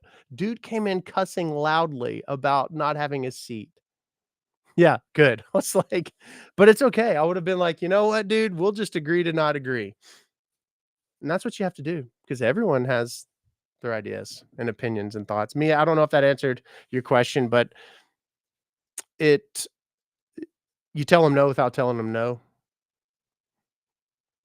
but that also can bite you in the ass too a few times. Uh, but it always works out in your favor too. Storytelling. I'll tell you another this is where it doesn't work out. So there's a guy comes in. I'm very proud of I tell this part because it's whenever you are in the funeral profession, there can be Latino funeral homes, Jewish funeral homes, African American funeral homes. Very uh, sorry, I lost my train of thought. They're very focused on a specific culture or ethnicity, for instance. Well, one of the locations was a block and a half away from an African American funeral home. The Hispanic community, African American community, they're very close, tight knit communities. If you win them over, especially the the the black community who have a funeral home that they chose as far as their primary provider just a block and a half away, but they come to you, that's something you take very seriously, especially if you can tell I'm white. I mean, I'm not a black man, although Nathan Morris from Boys to Men is, and that, my friends, that's my twin brother that we got named the same, and he just came out earlier than me. But the community, if you could get the trust of a very close-knit community, that's a big deal, and I'm proud that we did. Every community that we served, we had the Hispanic community, and we had the African American community, and that says a lot that because they have specific ways in which they Hispanic are primarily Catholic, which I have that down. Hispanic, a lot of the families didn't speak English. So you either have someone on staff that speaks fluent Spanish or you have access to an interpreter, which we had both. And then, the black community have a specific way in which they do funerals.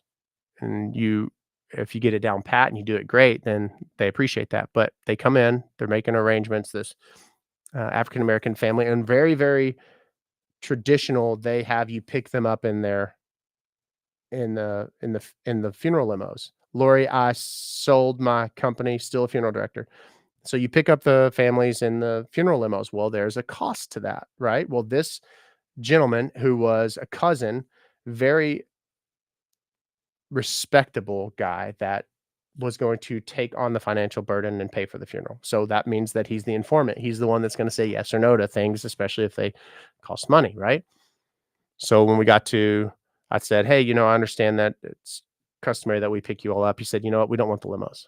We don't want the limos. I don't want to have to pay for it, and it's not necessary. We have family traveling in from Georgia and Pittsburgh, and um, so it's not necessary." Okay, great, no problem. The day of, or was it the day before? It doesn't matter because this would have been a family member to the man that was making all the decisions. Just comes in. She looks like she just rolled out of bed. She's screaming at me. I'm like, right this way. We go into the arrangement room and she's I have zero confidence in performing live. How do you do it? Allie, I would love to talk with you. I really would. I really would. Check out the profile, schedule a one-on-one. I would love to chat with you on that. So we sit down and she starts yelling at me because I'm not gonna bring the limos. I'm like, "Well, I think it was cousin, might have been brother, doesn't want the limos, doesn't want the limos." "Well, I do." "Well, okay. Well, get his permission, and he would have to pay for it." She said, "I'll pay for it." "Well, that's not how that works because we would have to go through him." She wasn't wanting to. So then it was very calm. And she started to fumble with her phone to say she was gonna go live on Facebook and say that I don't wanna help her. And I called her cousin or brother or whatever he was in front of her. I'm like, "She's here, she's yelling, she's about to go live on Facebook and said that I don't wanna pick you up because I don't like you all." And he was like, "Dude, I'm so sorry." So he said, "Could put me on speaker," put him on speakerphone. He said, "Get out of the funeral home." And I'm like, "Thank you." It's like she was cussing me. I was like, "Yes, right this way. I'll walk you out." That is the joy and beauty of the things that we do. The people, um, the people that get into fights, the people that collapse in the funeral home. Yeah, we've had quite a few instances. The joke was the first funeral home I worked at, they added on a chapel in 1995, and in 1996, when it was completed and the first visitation that they had there, like, the chapel was brand new. The person oh, no, the person walked into "Oh, no. Oh, no. What in the world?" There we go. The person walked into the visitation, stood in front of the casket, and they dropped dead. "No, Jennifer, I sold." She dropped dead in the chapel, and they took her to another funeral home. That's the dark humor part. It's like, obviously, they're gonna try to probably resuscitate. They're not gonna just go from, "Hey, they're here at the funeral home, let's just take them to the embalming room already," kinda thing. No, yeah, that's definitely, "Hey, Elizabeth." But that happened, yeah. Mhm, mhm.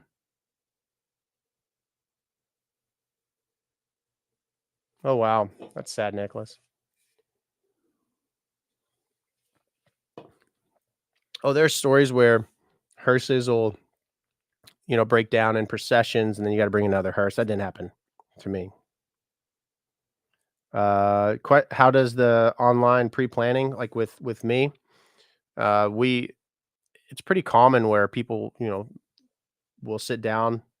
It's like a video conference, and there's some guides that we go through, but it's not so cookie cutter. It's an opportunity to not only document biographical information, but talk about, you know, why you wanna do what you wanna do, and how you wanna do it, and it can always grow up and grow old with you, like your wishes, like a funeral pre-plan. You don't have It's not something that's so in stone, and even if a family member knows which funeral home, perhaps in this instance, maybe they don't, and we could still get that on paper, and that's how it works. Thank you for listening to the music. No, Jennifer, I don't. Got a question? Are you in a funeral? Uh, I sold. I'm still a funeral professional, yes.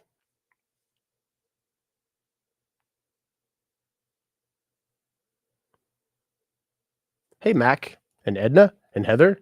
Hello, everybody.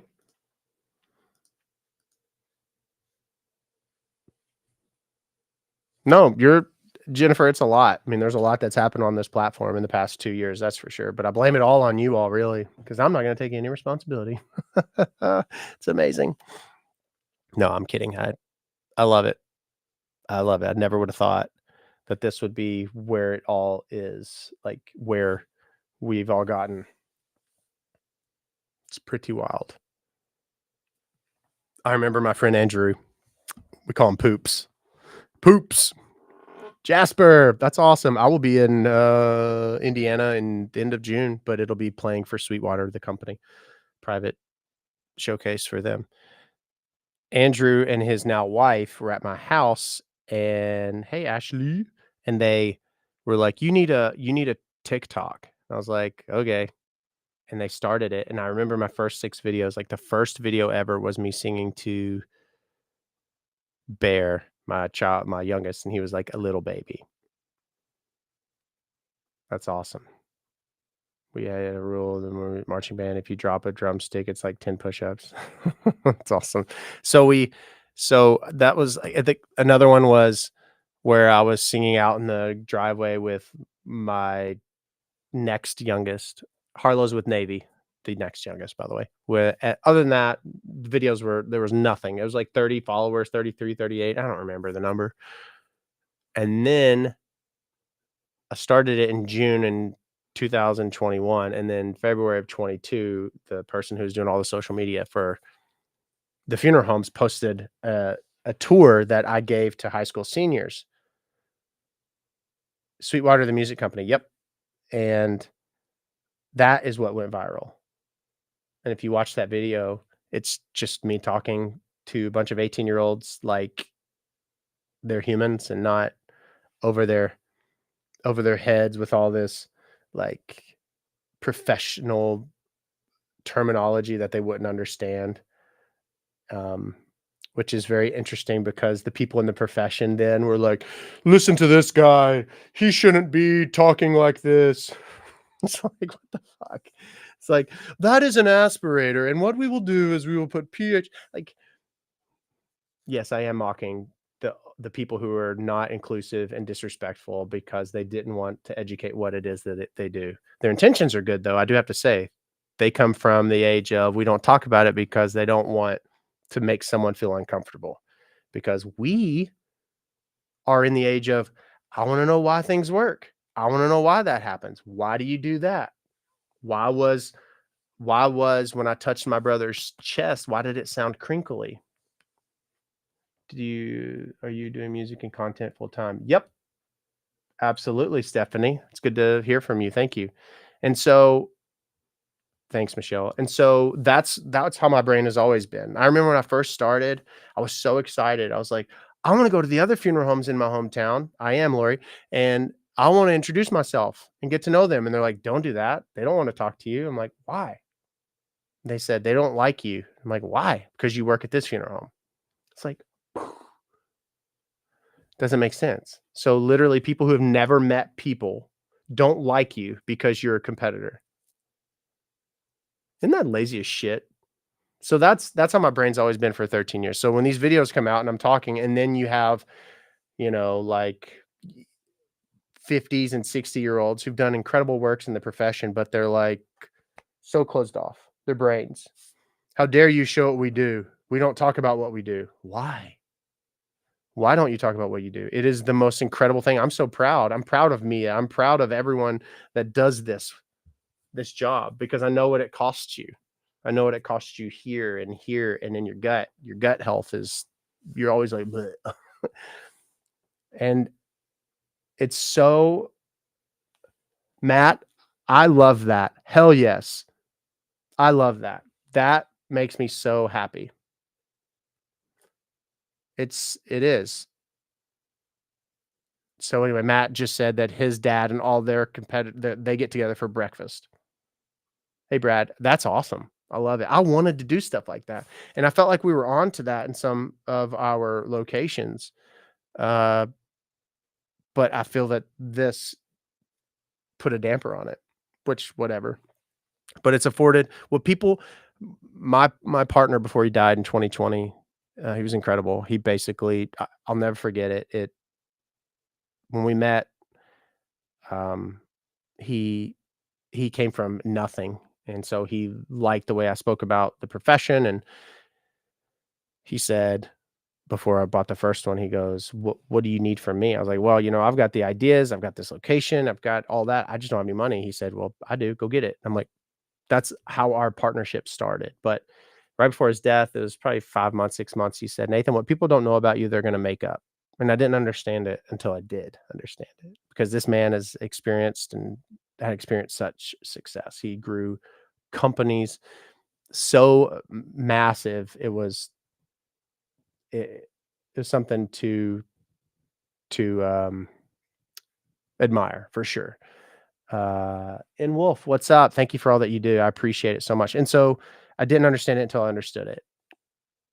And it was hard, whenever you come from a small community or even a small closed off profession, maybe you experience this where you have this insatiable desire to please people.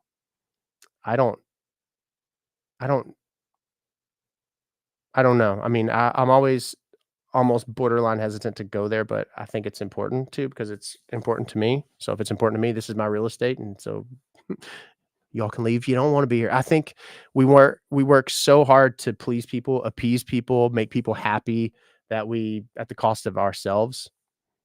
And it's whenever we stop giving a shit that's whenever we actually do that.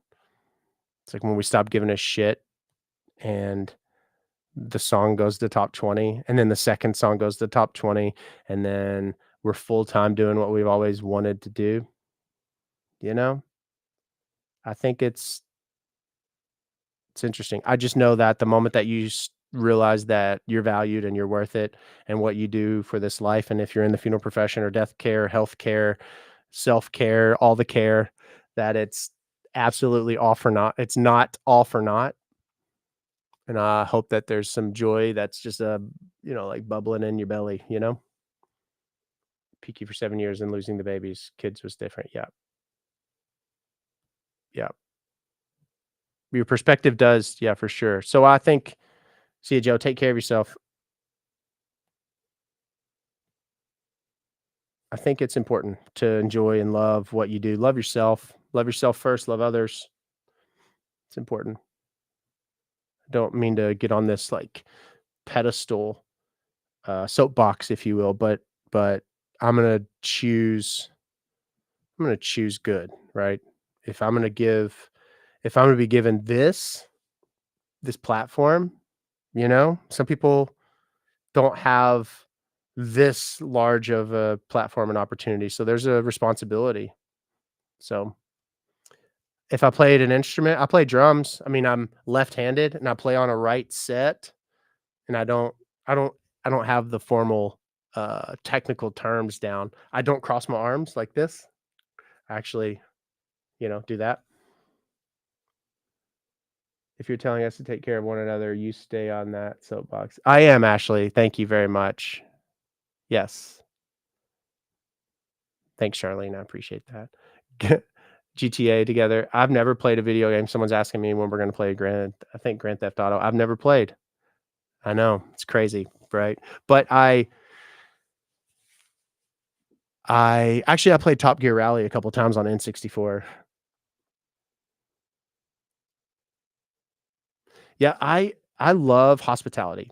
So the funeral profession is very cookie cutter or had been, right? It's very, here's the templatized obituary, visitation in this room, go to this church. It's not a bad thing, it's not a good thing, it just is. And I wanted to really focus on the hospitality aspect, right?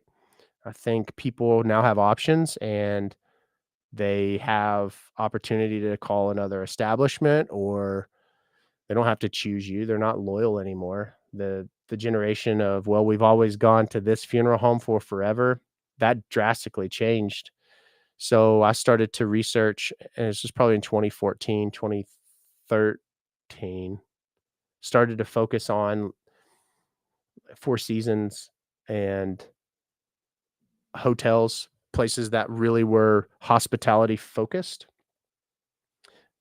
Yeah, definitely gonna do that, by the way, Stephanie. And so I started to obsess over that. We would pay I was in no place, in 2013 to necessarily be spending the money to stay in, like, a Four Seasons, but I knew that the outcome would be great. And I started to focus on everything from the desk and how they all had the same uniform on, the way in which they worded things and spoke, to the people that opened the door for you.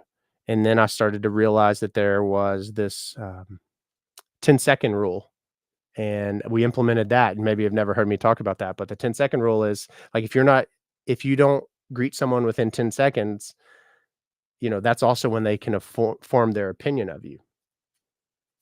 And I wanted people to feel welcomed into the funeral home. Thanks for liking the live. Thanks for sharing it. I appreciate it so much. And so we started this opening the door thing. We started this um, instead of good afternoon. Who the hell thinks it's a good afternoon when you have to come to the funeral home? So then we started focusing on the words that we said. And then we got the hospitality in person down. Well, then it came to what we were just talking about, 10 foot to make visual contact. Yeah. There you go. See you, Jess. Take care. And so then we started to focus on, okay, well, let's focus on the phones. The phones would ring, people would call and they would say, "Hey, what is your price for a direct cremation? People called all the time. Believe it or not, whenever someone is actively dying under hospice, people aren't prepared. Even knowing that someone is terminally ill, it doesn't I don't want to say it doesn't make sense. I mean, you're focused on listening to the hospice nurse and the staff and telling them, okay, well, this is a state they're in, or even before that, before they go under hospice, your mother or your loved one is terminal. Processing that is overwhelming. So the thought of, oh, I want to call the funeral home now, right? It it doesn't really cross your brain. So they'll call in the 11th hour, and I have to say that some of the funeral homes would be like, yes, our direct cremation price is 28.95, and then they'd be like, okay, and they're like, okay, bye, or call us back if we can help you with anything else. I'm like, bish, what? What do you mean call us back if we can help you with anything else? Like, think about that. Just how dumb am I? So we started to obsess over. Thanks, Clarissa. I appreciate it. So we started to obsess over phone etiquette. We buried a loved one 2 weeks ago and can't get an answer. Can't get an answer from what?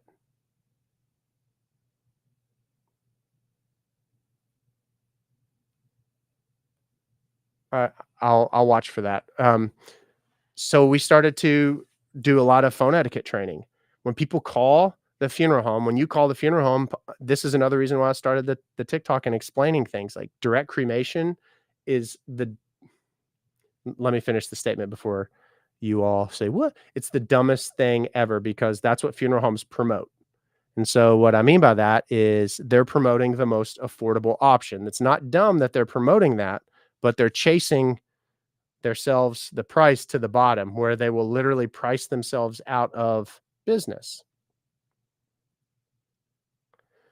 He had an autopsy. There was a white plastic piece behind his ear. What was this? Amanda, blessings to you.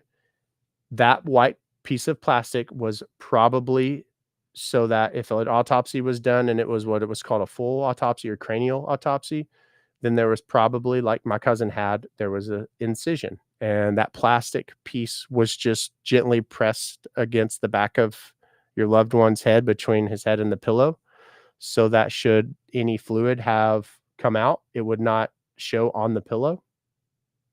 Hang on a second. I'm going to go live with Lauren. Yeah. What's up, Lauren? Can you hear me?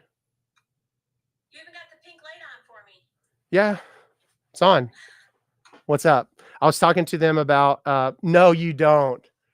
It's amazing. You have your Nathan Morris shirt on. That's amazing. That is so awesome. Can you hear me? Yeah. Okay. Yeah. We were just talking, Amanda here, her loved one passed away and was buried a couple weeks ago. She was asking about why there was a tiny piece of white plastic behind their head. And they had an autopsy. So I was just explaining how that sometimes will help with a loved one if they had, to prevent leakage on a pillow. And that's why. So we were talking about, bullies in the business, the podcast with you, which everybody can listen to. Was that the answer? It kept freezing. Yeah. What did it keep? Yeah, it was the answer. Do you see these people's comments too? No, I can only see mine. So how does this even work? So my people are talking to me and your people are talking to you, but everybody can see both of us. Yes. How is that? I know, we're like 90-year-old little old ladies figuring out technology. I don't understand. So how does this even work? Doesn't it blow your mind? It's amazing. I don't know. I also don't ask me how people battle people. I don't know how to do that either. Now that's getting a lot of crap online, so I don't see as many people doing that anymore. Why is it getting crap online? I know that Savage Mom she did it a lot, and she was, I mean, it was bananas. You pop into her lives and there's tons of people watching it. They want to know your podcast name. You'll, like you will, but you'll die trying. And someone said that, someone said that you and they appreciate what we do. So thank you. Thanks. Yeah, it's awesome. It's, we were talking about, a lot of people still didn't know that I sold. They're like, what? I'm like, where? Yeah, Yeah, Nathan sold his funeral home and made a ton of money. yeah. So did the government. So did the government. That's for sure. Ain't that the truth? Yeah, they take like half. That's amazing. Tasha, thank you. Lauren, thanks you too. She says she loves us. Thank you. Yeah, it's a pick your poison kind of pick your pill kind of thing. And we talked about that in the podcast. Mm-hmm. Yeah. Yeah, people are reaching out and saying, "Oh yeah, I found the podcast because of you." So thanks, Lauren, for that, for sure. Stephanie, see, thanks, Stephanie. She loved the podcast. I didn't realize that I cuss so much. Oh, Just, I do. Oh no, I'm sorry. I didn't realize you do. I mean, like I do. I know I do. Well, I know I cuss, but I didn't realize that it was just like all the time. It's like it's just. I don't think it's that bad. Uh, I looked at your Get Ready With Me video that you did where you poured. Did you actually drink that? Drink what? Oh, that's water. Are you talking about the No. I cut. So I cut. Thank God. Could you imagine? So if you look at the vodka bottle, it goes all the way back. I poured all that, but then it goes right back to it. And then I rinsed the cup out, cleaned it, and then I filled it with water. I wasn't gonna judge you. I'm from Wisconsin. So. I don't even. Yeah, I haven't even. I've since December 23rd. I haven't drank. Oh really? Mm-hmm. Yep. That's cool. Well, I think that I don't know. I got on this kick. I was like, you know what? I'm not gonna drink, and then it was like, I'm not gonna drink. It's just kind of kept going, so it's good. I don't drink either. Yeah, you don't, or you do? As you drinking a glass of wine. Yeah, it's amazing. Yeah, Mia says that it's like I freed myself, owning a life commitment. Yeah, I mean it's. It's amazing. Are you doing a get ready with me? You do. I was. I haven't put my eyelashes on though. It's amazing. That's what you were 5 minutes late to the podcast. You had to put your eyelashes on. Yeah. And then my phone died. Yeah. That's awesome. Yeah. No, that was good. It was fun to do that. I think that podcasts are so fun to have, like the back and forth interaction, you know? It's much better. Does anyone live in Jacksonville? Because Nathan's coming to Jacksonville, Florida. Well, it's funny you say that because my management and the venue, they canceled the show today. What? I don't know. It's a very difficult decision that they made, and I let them make it, and they said that they're going to reschedule it. So people who purchase tickets can get the refunds at their place of purchase. Oh no, that's too bad. Guess you gotta go to Tampa now. Oh yeah. No, we're playing Logansport, Louisiana next week, and then Bossier City, Louisiana. Okay. Mm-hmm. Yeah. Well, I'm not going to Louisiana anytime soon. Well, that one's going to be interesting. I'm excited about it, but it's going to be at the Horseshoe Casinos club. It's a pool. It's a like swimming pool party concert.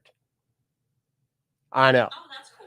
Well, my brain immediately went to when I was performing. There's a venue called, oh my God, I can't think of it. It's in Louisville, Lexington. I just did a funny story about it. Don't ask me. Oh my gosh, what's it called? Anyway, there's a venue that I played at like 13 years ago in Lexington, Kentucky. And normally it's like you go and you play covers and originals. Well, I'm not a cover, I'm originals only, right? And so my manager was like, hey, he's going to come in. And I brought a huge crowd. I had a huge following in Lexington, Kentucky. Well, there's this huge group of girls, and the huge group of girls were having a great time. Well, the 5 bros that were with them, I guess, were mad. I don't know. My brain doesn't. Oh, I did hear this story. Yeah. Keep going on. So they start screaming, like, after this one particular song, play some Hall and Oates, which I don't really care and didn't bother me, but I heard it. But it was kind of like one of those, like I wanted to go and boop their noses and be like, I hear you, cute little thing. Like you're acknowledged. Go play. So they went to the bar or the club manager and were complaining so much that the club manager didn't have a backbone and came to me and was like, okay, your show's done. And they didn't even pay me for that show. So I tell you that story because now I'm like, what if those guys are now grown men and they come to the show in Bossier City where there's a bunch of women probably in scantily clad bathing suits? And then what's going to happen? They're going to be throwing chairs. I don't know. I'll have to get Morgan Wallen out there and we'll sing the song. I don't freaking know. So anyway, that's just what I thought of. I don't know. My brain immediately goes to like jealous guys. So I just need to stay at arm's length from everybody, or I need to work on my Ninja Star Judy chop. Somebody said you need to go to Reno, Nevada. We're working on a bunch of shows right now. There's I think we've made it all the way to Texas. So we're going to be in Ennis, Texas at Texas Motor Speedway in September, and then they're continuing to work. I don't know how it works. Does your brain work in like logistics? Is it logical in thought, or do you not think that way? Like I don't know. If you're going to Texas and September 7th you're there, does your brain be like, okay, I need to fill in these gaps and these holes to get there? Like my brain's, I immediately am like, I don't know what to do. Yeah, that's how my brain works. So I'm glad I'm leaving it to them. I don't think I'm logistics focused or hey, I should have put this on and we could have matched. Look. Oh, look it. There we go. Yeah, you could have. But we can't pin. So I get in trouble by them because they say that I pinned this the other day and they said that I pinned the wrong item, which I didn't. And then I got violation.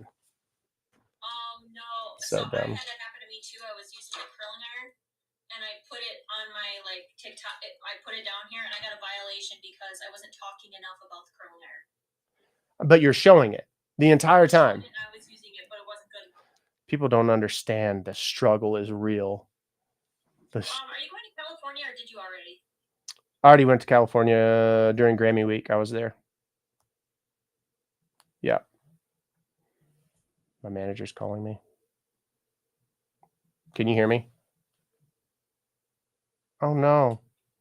Can you? I just filmed a podcast with Nathan, and that just came out on his podcast. It's called You'll Die Trying, right? Mm-hmm. Like I didn't say that wrong, did I? No. I need to just talked about stories.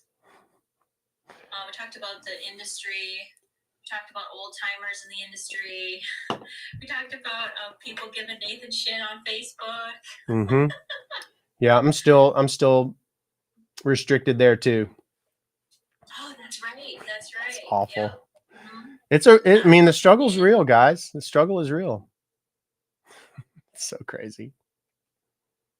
What platform is your podcast on? Every platform that you stream, you can. Yep.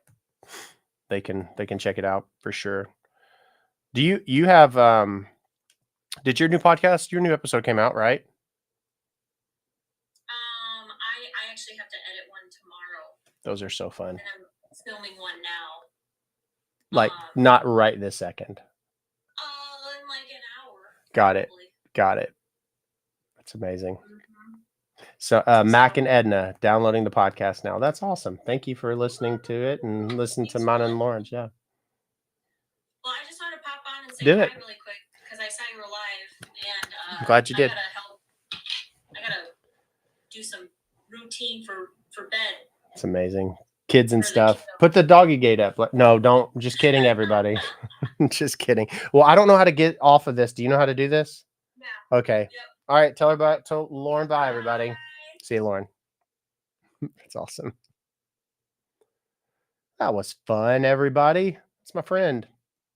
Lauren and I actually, thanks, Diane. I appreciate it. We started in the TikTok world similar at the same time, pretty much. So she posted a video and we talk about it in the podcast.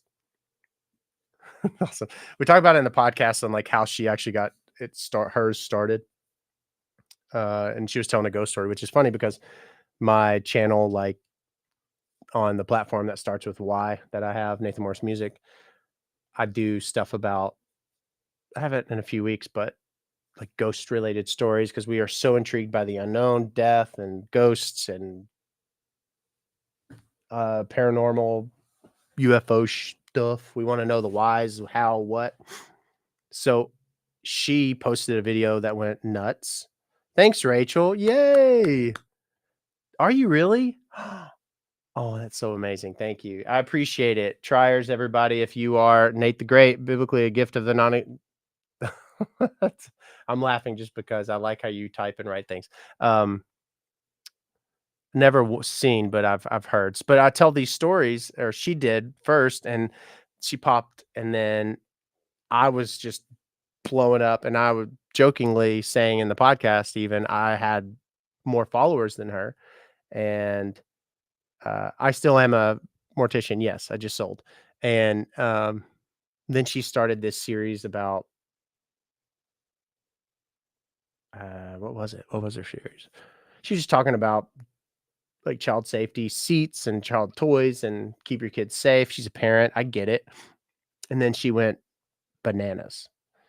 And so she's way surpassed me for sure. But we were talking about how we were kind of the, I don't want to say the first two, but because there's also Hollis Funeral Home and I think like one other. There's like four primary that are in the death talk. That's what they called it, death talk space, which is funny. But we go into detail about that and all the yeah, thank you. Funeral babe, yes.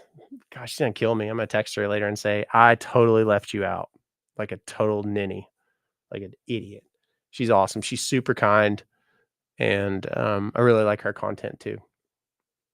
I have not seen Jazz. I have not, but I would love to connect with. So I'll have to do that. Name of my podcast is You'll, like YOULL apostrophe LL. You'll die trying. I call it YDT. Wow, Stephanie, thank you very much. You know, the first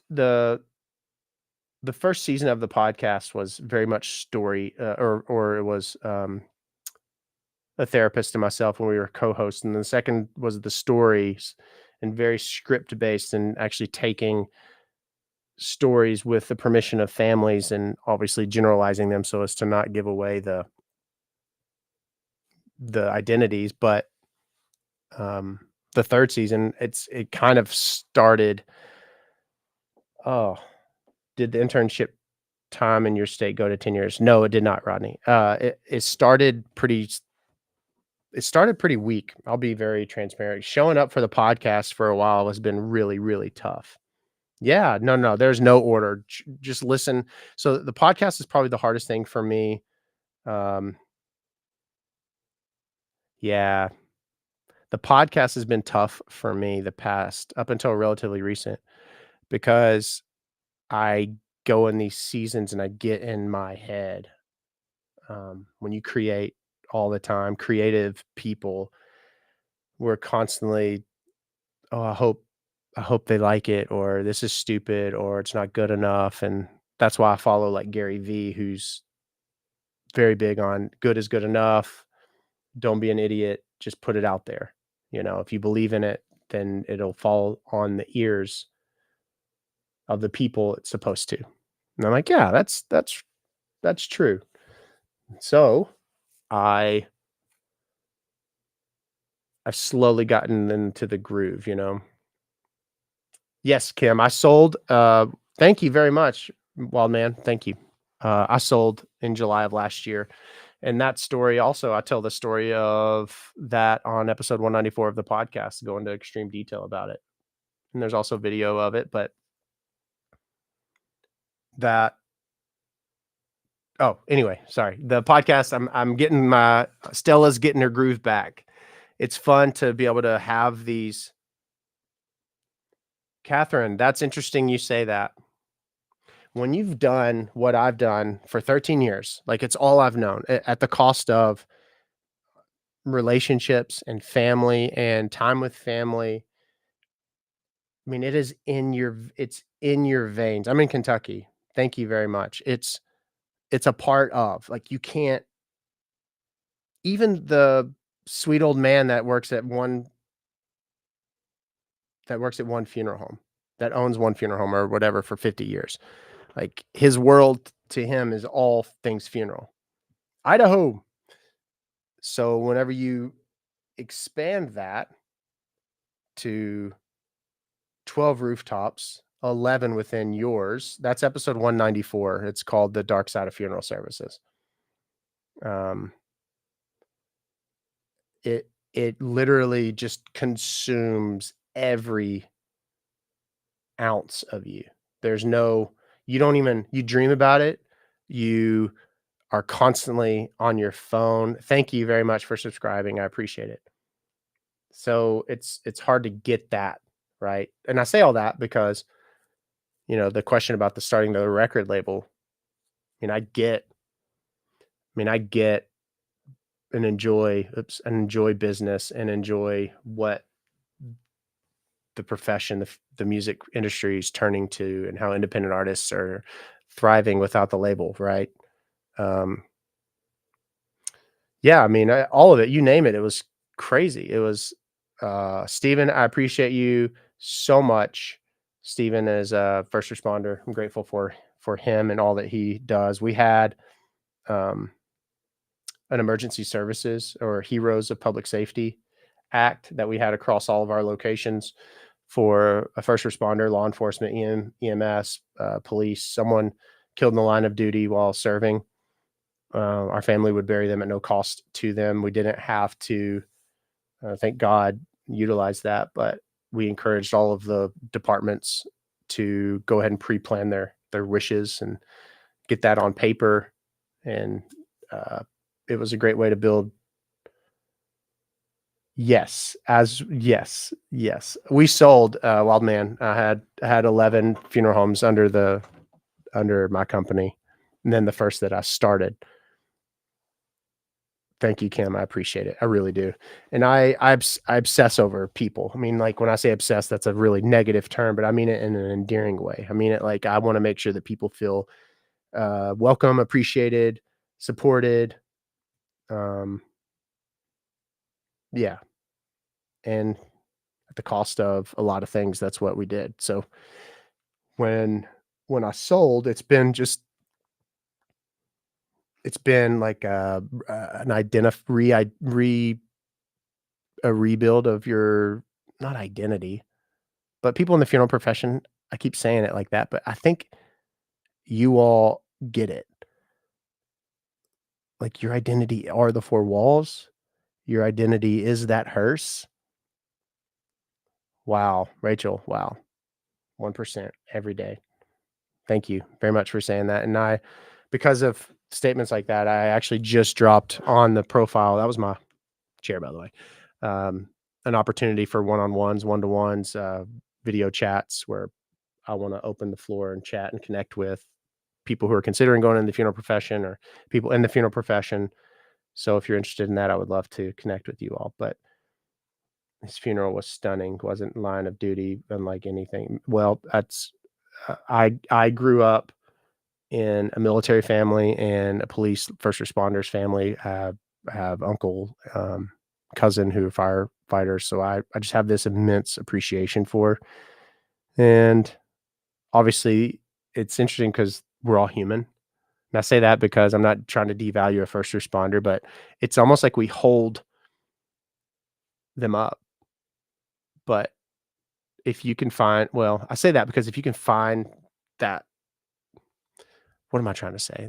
If I can recognize that these individuals are human, but still appreciate them to the most highest of level and holding them up and not in the sense of, hey, if you do something because you're a human being and you make a mistake, then you're a piece of trash, but just you can respect what they do. I don't know if I'm articulating that right. I think my brain has a couple of thoughts going and I'm not articulating it. My point is they're great people and they choose you over self and you over their family. And it's pretty awesome. It's very awesome. So I appreciate that. I really do. Hey, Luis, you're a deputy sheriff coroner technician as well. So Phil, my gosh, that's amazing. Well, yeah, I do. I want to mentor. I want to help. I want to maybe I have some insight. I would like to think that I do. So I'm looking forward to seeing where that goes. We have, I think 10, I do 10 a month where I'll do 10 one-on-one, whether ask me anything. I'm considering getting in the funeral profession or I'm in the funeral profession. So that'll be fun to do. So we'll see. We'll see how it goes. And if I'm able to connect with, just one, that would be incredible. We've had the privilege of doing some really beautiful things because of this platform. Eddie and his wife, they lost their daughter. Oh, wow, Rachel, thank you. Her name's Anna Violet. I did a video on her not too long ago, and they drove all the way from Nashville, Tennessee to be served by our funeral homes because they knew the care that they would receive. So when we were pre-planning, it was very awesome to be able to meet her. And it's amazing that social media was able to connect the family and they were able to see my heart. And he was on here. Aaron, I sold last July. And then another one was a man that follows me, he and his wife, because his daughter had a very rare disease, and her being terminal, that's the one that hey Matthew, what's up? Her being terminal, they were preparing by watching videos that I would put out. And then when she died, he just shared his appreciation for what I did. And I was so moved. And I flew to Milwaukee to her visitation. And I wasn't there but for 5 minutes. But I wanted to go to say thank you, because it doesn't I don't overlook that stuff. I don't overlook the fact that you all have lives and families and struggles and loss as well, and you all show up for me and support me and watch these videos. And yes, just not in four walls right now. The music and everything is going bananas. So I figured out it's important to have, I can't show up physically for everybody, right? I mean, obviously I can't fly to everybody's whatever, not that you're asking, but I wanted to show that love. Stephanie, it's funny you asked that. I can have it sent to my attorney's office. No, I don't have a PO box. I use our official address is the hang on one sec, is the attorney's address, which is funny. Oh no. I have a hangnail. Ow. Got it. Ow. That hurt. That hurts so bad. It's like the most painful thing ever. And paper cuts. Anyway, I don't know what I was talking about. Oh, yeah. So the one-on-ones, I'm looking forward to that. And people jokingly would say stuff like, "Oh, I want you to come and work my funeral," or "I want you to help pre-arrange me." And I was like, that's a good idea. I can help you all with that too. Carrie, yes, she's amazing. We were going to work together. This was before it came out, an extremely hard time for me. It's helped a lot. Appreciate you very much. Thank you for sharing that.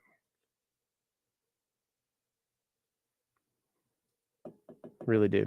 Let's see.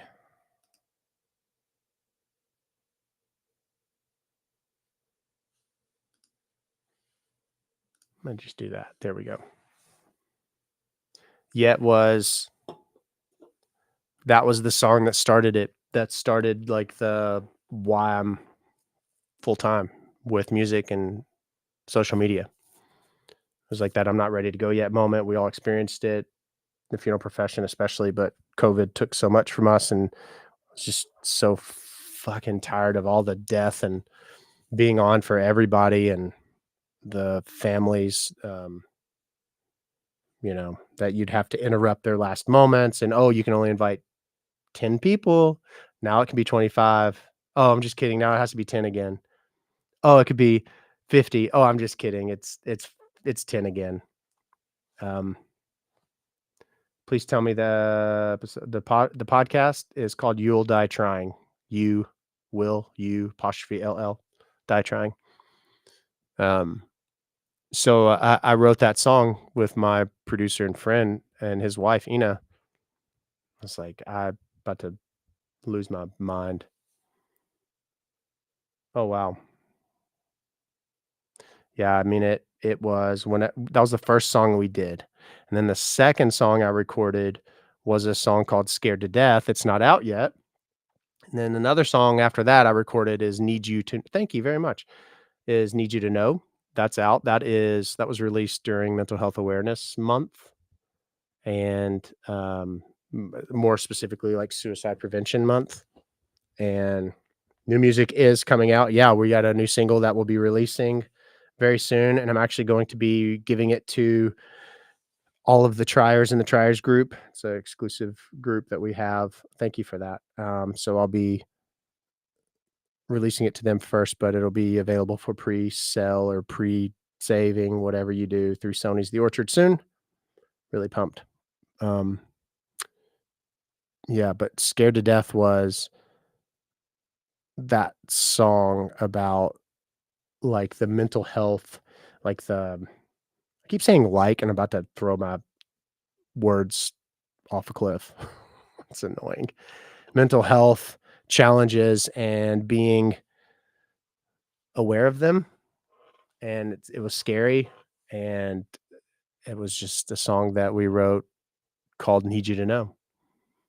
You don't, how people want so badly. What can I do? Let me help? What can I do? What can I do?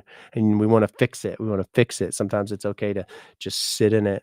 And I just need you to know. I just need you to know. Yeah, check that out. I would love for you to do that. And then what was the song? Oh, he's not on here. I wish he was, but there's a song that I wrote called Laundry Room. There's a funeral director. She is in Michigan, I believe. I follow her on X, and I started following a lot of funeral professionals on another platform. Sorry, I can't say the words or I'll get in trouble. During COVID, and she tweeted, I went and cried in the laundry room today. I'm like, holy shit, that's horrible. Wherever you listen to your music, you can type in Nathan Morris, not the Nathan Morris and Boyz II Men, me, this guy. And you can type in Nathan Morris and type in Need You to Know or type in Yet. She went to the laundry room to cry. And if you don't know where a laundry room is well, thank you, Chelsea. What's that song called? Hey, hey. What's that song called? Oh my Lord. Almost started singing Justin Timberlake song. Blur, yeah. Blur light, blur light. I don't know the melody now. Damn it. I'm thinking of Oh wow, my brain. Welcome to my brain. I have Justin Timberlake's Dirty Babe. That's the melody in my head. So if you don't know where a laundry room is in a funeral home establishment, if you walk in a front door, just picture the farthest place. More than likely, it's an old Victorian house. So there's probably there's probably a basement, and the stairs to get there are like this thin. And it's in the most dingy part, darkest part, probably like the drippiest, wettest part. Thanks, Jessica. I appreciate it. And that's where that's where my brain, I'm not sure if they removed me or not. It's 8:53. That's where my brain went to think of her going. So she's a profession that takes care of other people, which I've said it before, does a shit job of taking care of its own. She felt that she couldn't go to her own teammates. So she walked furthest place, the most isolated place, and cried alone in the laundry room. I was like, damn. So happy birthday to you, Jessica. Zoe Happy. Why are you up still? So I wrote that song called Laundry Room because it's like, what you doing crying in the laundry room? Father's place to be escaping to. Thinking no one's gonna come and find you, but I see you because I'm right here too. Well, that's weird. How dare them?